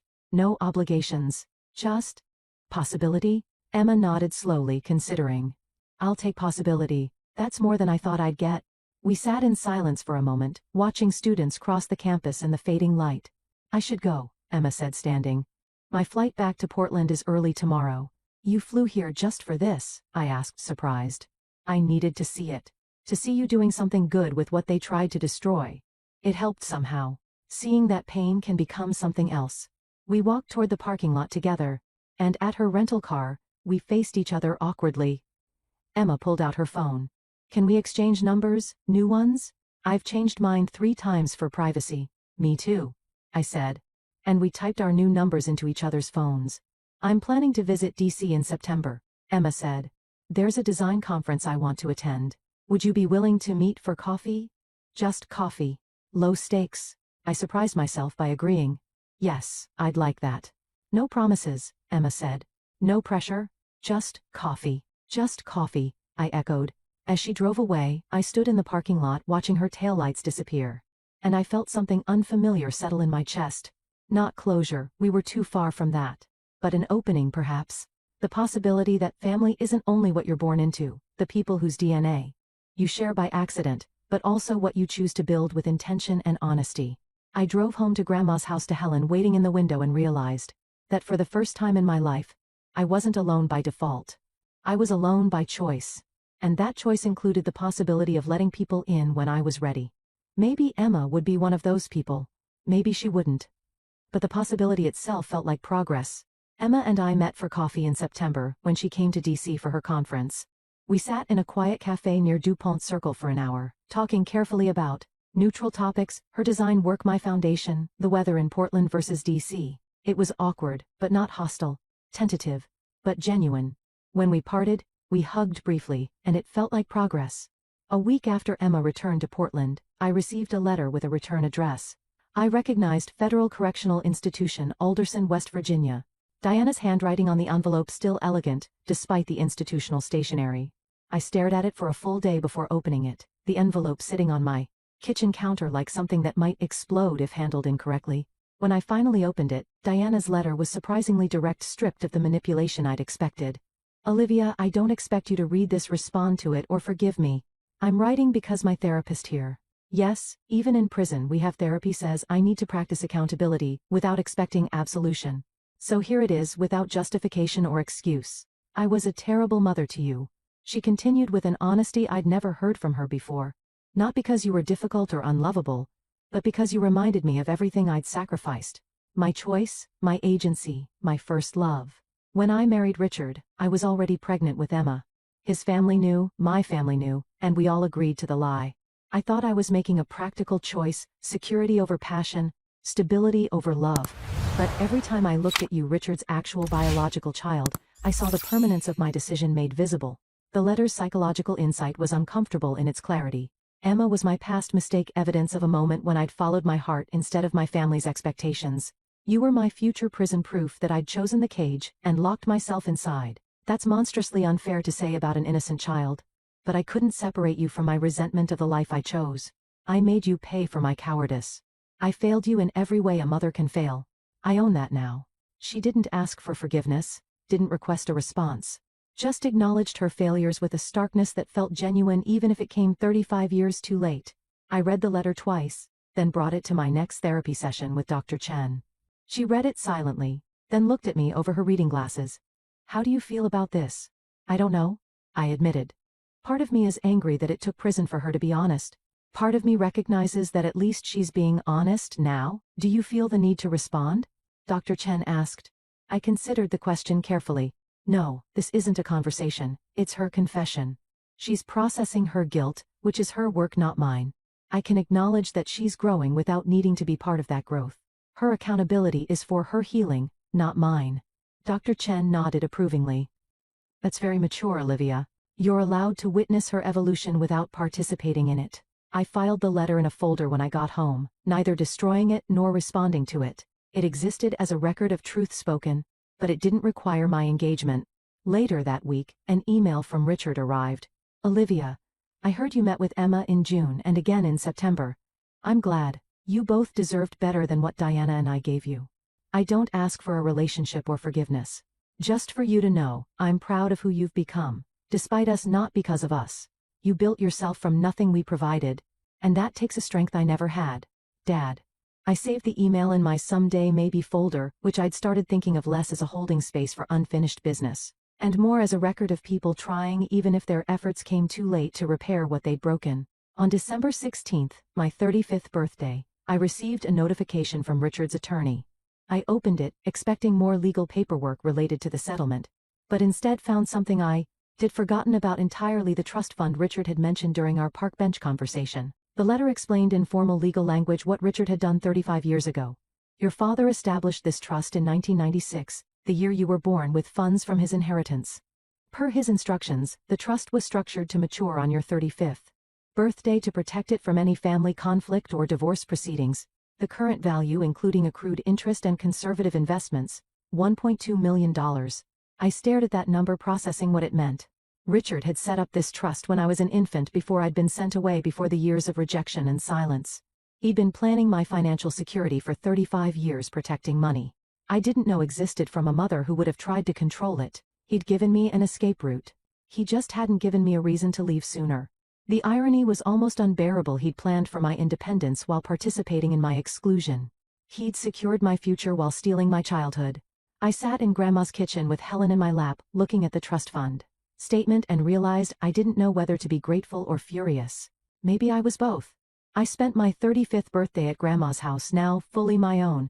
I'd finished the renovations in November, refinished floors, updated kitchen, new paint throughout, but kept the things that mattered. Her reading chair still sat by the window. Her garden, dormant for winter, waited beneath the snow for spring. The gathering was small by design. Emma flew in from Portland, arriving the night before with a bottle of wine and visible nervousness about whether she'd be welcome. 2 friends from my consulting work came, people who knew the broad strokes of my story, but didn't define me by it. Dr. Chen attended, our therapeutic relationship having formally concluded. In October, transitioning into something that felt like genuine friendship. And Mr. Chen, the private investigator who'd uncovered so much truth, had become an unlikely mentor figure, someone who understood the complexity of family secrets. Richard wasn't there. I wasn't ready for that, might never be. But I'd sent him a brief email acknowledging the trust fund.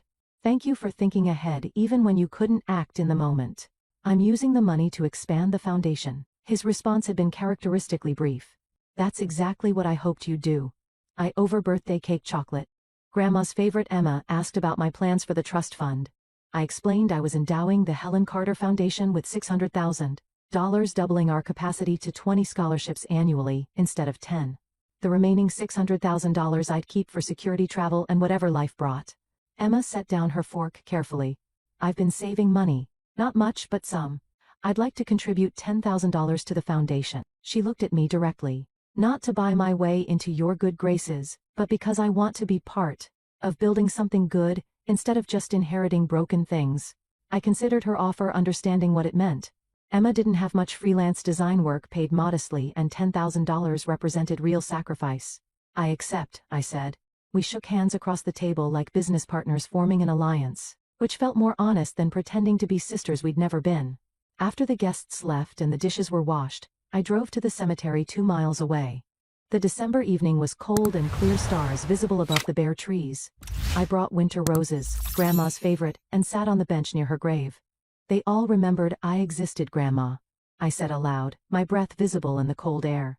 Diana from her prison cell writing letters about regret, Richard with his secret trust fund and therapy appointments, Emma showing up to my foundation event, and my birthday asking if we can build something new. They all finally see me. I paused watching the last light fade from the western sky. And you know what I realized? I don't need them to see me anymore. Because I see myself. You taught me that my worth doesn't come from their approval. It comes from knowing who I am and what I'm capable of. I'm Olivia Carter, not because of my father's name, but because I'm the granddaughter of Helen Carter, the woman who loved me when no one else would. And that's enough. I sat there until the cold seeped through my coat, then returned to my car. Before starting it, I pulled out my phone and found Richard's contact. I began typing. Dad, I'm not ready to meet in person, and I may never be. But I want you to know that I'm choosing not to carry anger anymore. Not for your benefit, but for mine. What you did, the cowardice, the silence, the abandonment shaped me in painful ways, but it also taught me who I never want to become. I won't thank you for the lessons, but I'll acknowledge they made me stronger. If someday I decide I want a relationship, I'll reach out. Until then, I wish you well in your own healing. Olivia. I sent it before I could reconsider, and felt something release in my chest. Snow began falling as I drove home, soft flakes catching in my headlights. My phone buzzed with a text from Emma. Thank you for letting me be there today. I know I don't deserve your kindness, but I'm grateful for it. Maybe next time I visit, we can try dinner. No pressure. I smiled and typed back. Maybe? Let's see. I pulled into the driveway of my house, not Grandma's house anymore but mine, and saw warm lights glowing through the windows. Helen sat in the front window, her gray tail twitching as she watched for me. Inside waited leftover cake, a good book, and the quiet piece of a life I'd built entirely on my own terms. They'd remembered I existed. Diana from behind bars, Richard with money hidden for 35 years, Emma by showing up when she didn't have to. But I'd never forgotten myself. I was the child who survived their neglect, the woman who exposed their lies, the granddaughter who honored the one person who loved me unconditionally. I was Olivia Carter, and I was enough. It's been a year since that birthday gathering, since I sat at Grandma's grave and finally understood that I didn't need my family's recognition to validate my existence. People often ask me if it was worth it, the legal battle, the public exposure, the pain of destroying the family I never really had. The answer is complicated, but ultimately yes, because the alternative was spending the rest of my life pretending their lies were truth, carrying their shame as if it were mine, and allowing their dysfunction to define my worth. Today, the Helen Carter Foundation has awarded 127 scholarships to overlooked children across the country. Each application I read reminds me that I'm not alone in my story. There are thousands of children growing up right now, feeling invisible in their own families, wondering what they did wrong, trying to earn love that should have been freely given. The foundation can't give them the childhoods they deserved, but it can give them a chance to build futures they choose. Diana is still serving her sentence. She'll be eligible for parole in 18 months. I don't know if I'll attend that hearing or write a statement. I don't know if my presence matters anymore. She writes occasionally short letters, always apologetic, never asking for anything. I read them, acknowledge them in my mind, and file them away. Her growth is real, I think, but it's hers to manage. I've learned that forgiveness doesn't require relationship, and accountability doesn't require my participation in someone else's healing journey. Richard sold his condo and moved to a smaller town in Pennsylvania. He volunteers at a literacy program for underprivileged children, which feels like his own attempt at redemption. We exchange emails every few months, brief updates, nothing deep. He sent me a photo recently of a little girl he's been tutoring, a child who reminds him of me, he said. I appreciated the gesture, but didn't respond with the warmth he might have hoped for. Some bridges take decades to rebuild, if they can be rebuilt at all. Emma and I have developed something that isn't quite sisterhood, but feels more authentic than what we had before. She visits DC 3 or 4 times a year, and we meet for coffee or dinner. We talk about our work, our lives, our separate healing processes. Last month she told me she's been seeing her therapist less frequently, down to once a month, because she's finally feeling like herself instead of the person Diana created. She still struggles with identity questions, still has moments where she feels like an imposter in her own life, but she's building something real that matters. The defense contractor reached out again 6 months ago with another contract offer. I declined again, more certain this time. High-stakes classified work isn't what I need anymore.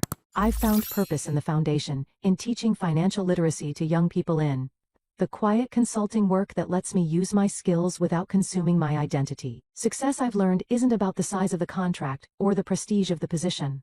It's about alignment between your values and your actions. But here's what I really want you to understand. What I wish someone had told 7-year-old me standing in grandma's doorway, watching her parents drive away your family's inability to love you correctly, is not evidence of your unworthiness. It's evidence of their limitations, their trauma, their dysfunction, their choices. You are not responsible for fixing people who broke themselves long before you existed. You are not obligated to set yourself on fire to keep people warm who would never do the same for you. The truth will cost you. It cost me my career temporarily, my reputation, my relationship with people I'd hoped might change. But the truth also freed me. It freed Emma to discover who she actually is beyond Diana's manipulation. It even freed Richard to finally confront his cowardice. And most importantly, it freed me from the burden of pretending that my rejection was somehow my fault. I've learned that family is not defined by DNA or legal documents or shared last names. Family is defined by who shows up, who stays when things get difficult, who celebrates your success without jealousy and supports your pain without judgment. Grandma was my family. Dr. Chen is family. The scholarship recipients who send me updates about their lives are family. Emma is becoming family slowly, carefully on terms we're defining together. Some people will tell you to forgive and forget to take the high road to preserve family peace at any cost. But peace without truth is just pretending. Forgiveness without accountability is just enabling, and family that requires you to diminish yourself for their comfort isn't family, it's performance. I'm Olivia Carter. I'm 36 years old. I run a foundation that helps children my family tried to erase. I live in the house where the only person who truly loved me taught me that I was enough exactly as I was. I've transformed the worst thing that ever happened to me into something that helps prevent it from happening to others. And if you're watching this because some part of my story resonated with your own experience of family rejection, of being overlooked, of wondering why you weren't chosen or loved or valued, I want you to know you are not alone. Your pain is valid, your anger is justified, and your decision to seek truth, to demand accountability, to walk away from people who hurt you, that's not selfish. That's survival. I'd love to hear your story. Have you experienced family estrangement? Have you had to choose between truth and peace? How did you rebuild your sense of worth after people who should have loved you couldn't or wouldn't? Leave your thoughts in the comments. Your story matters. You matter. And if this story moved you, if it helped you feel less alone, please subscribe to this channel. Share this with someone who might need to hear it. Sometimes the most powerful thing we can do is tell the truth about family dysfunction, because silence protects the wrong people. They remembered I existed. But more importantly, I never forgot myself. And neither should you. Thanks for watching. Take care. Good luck.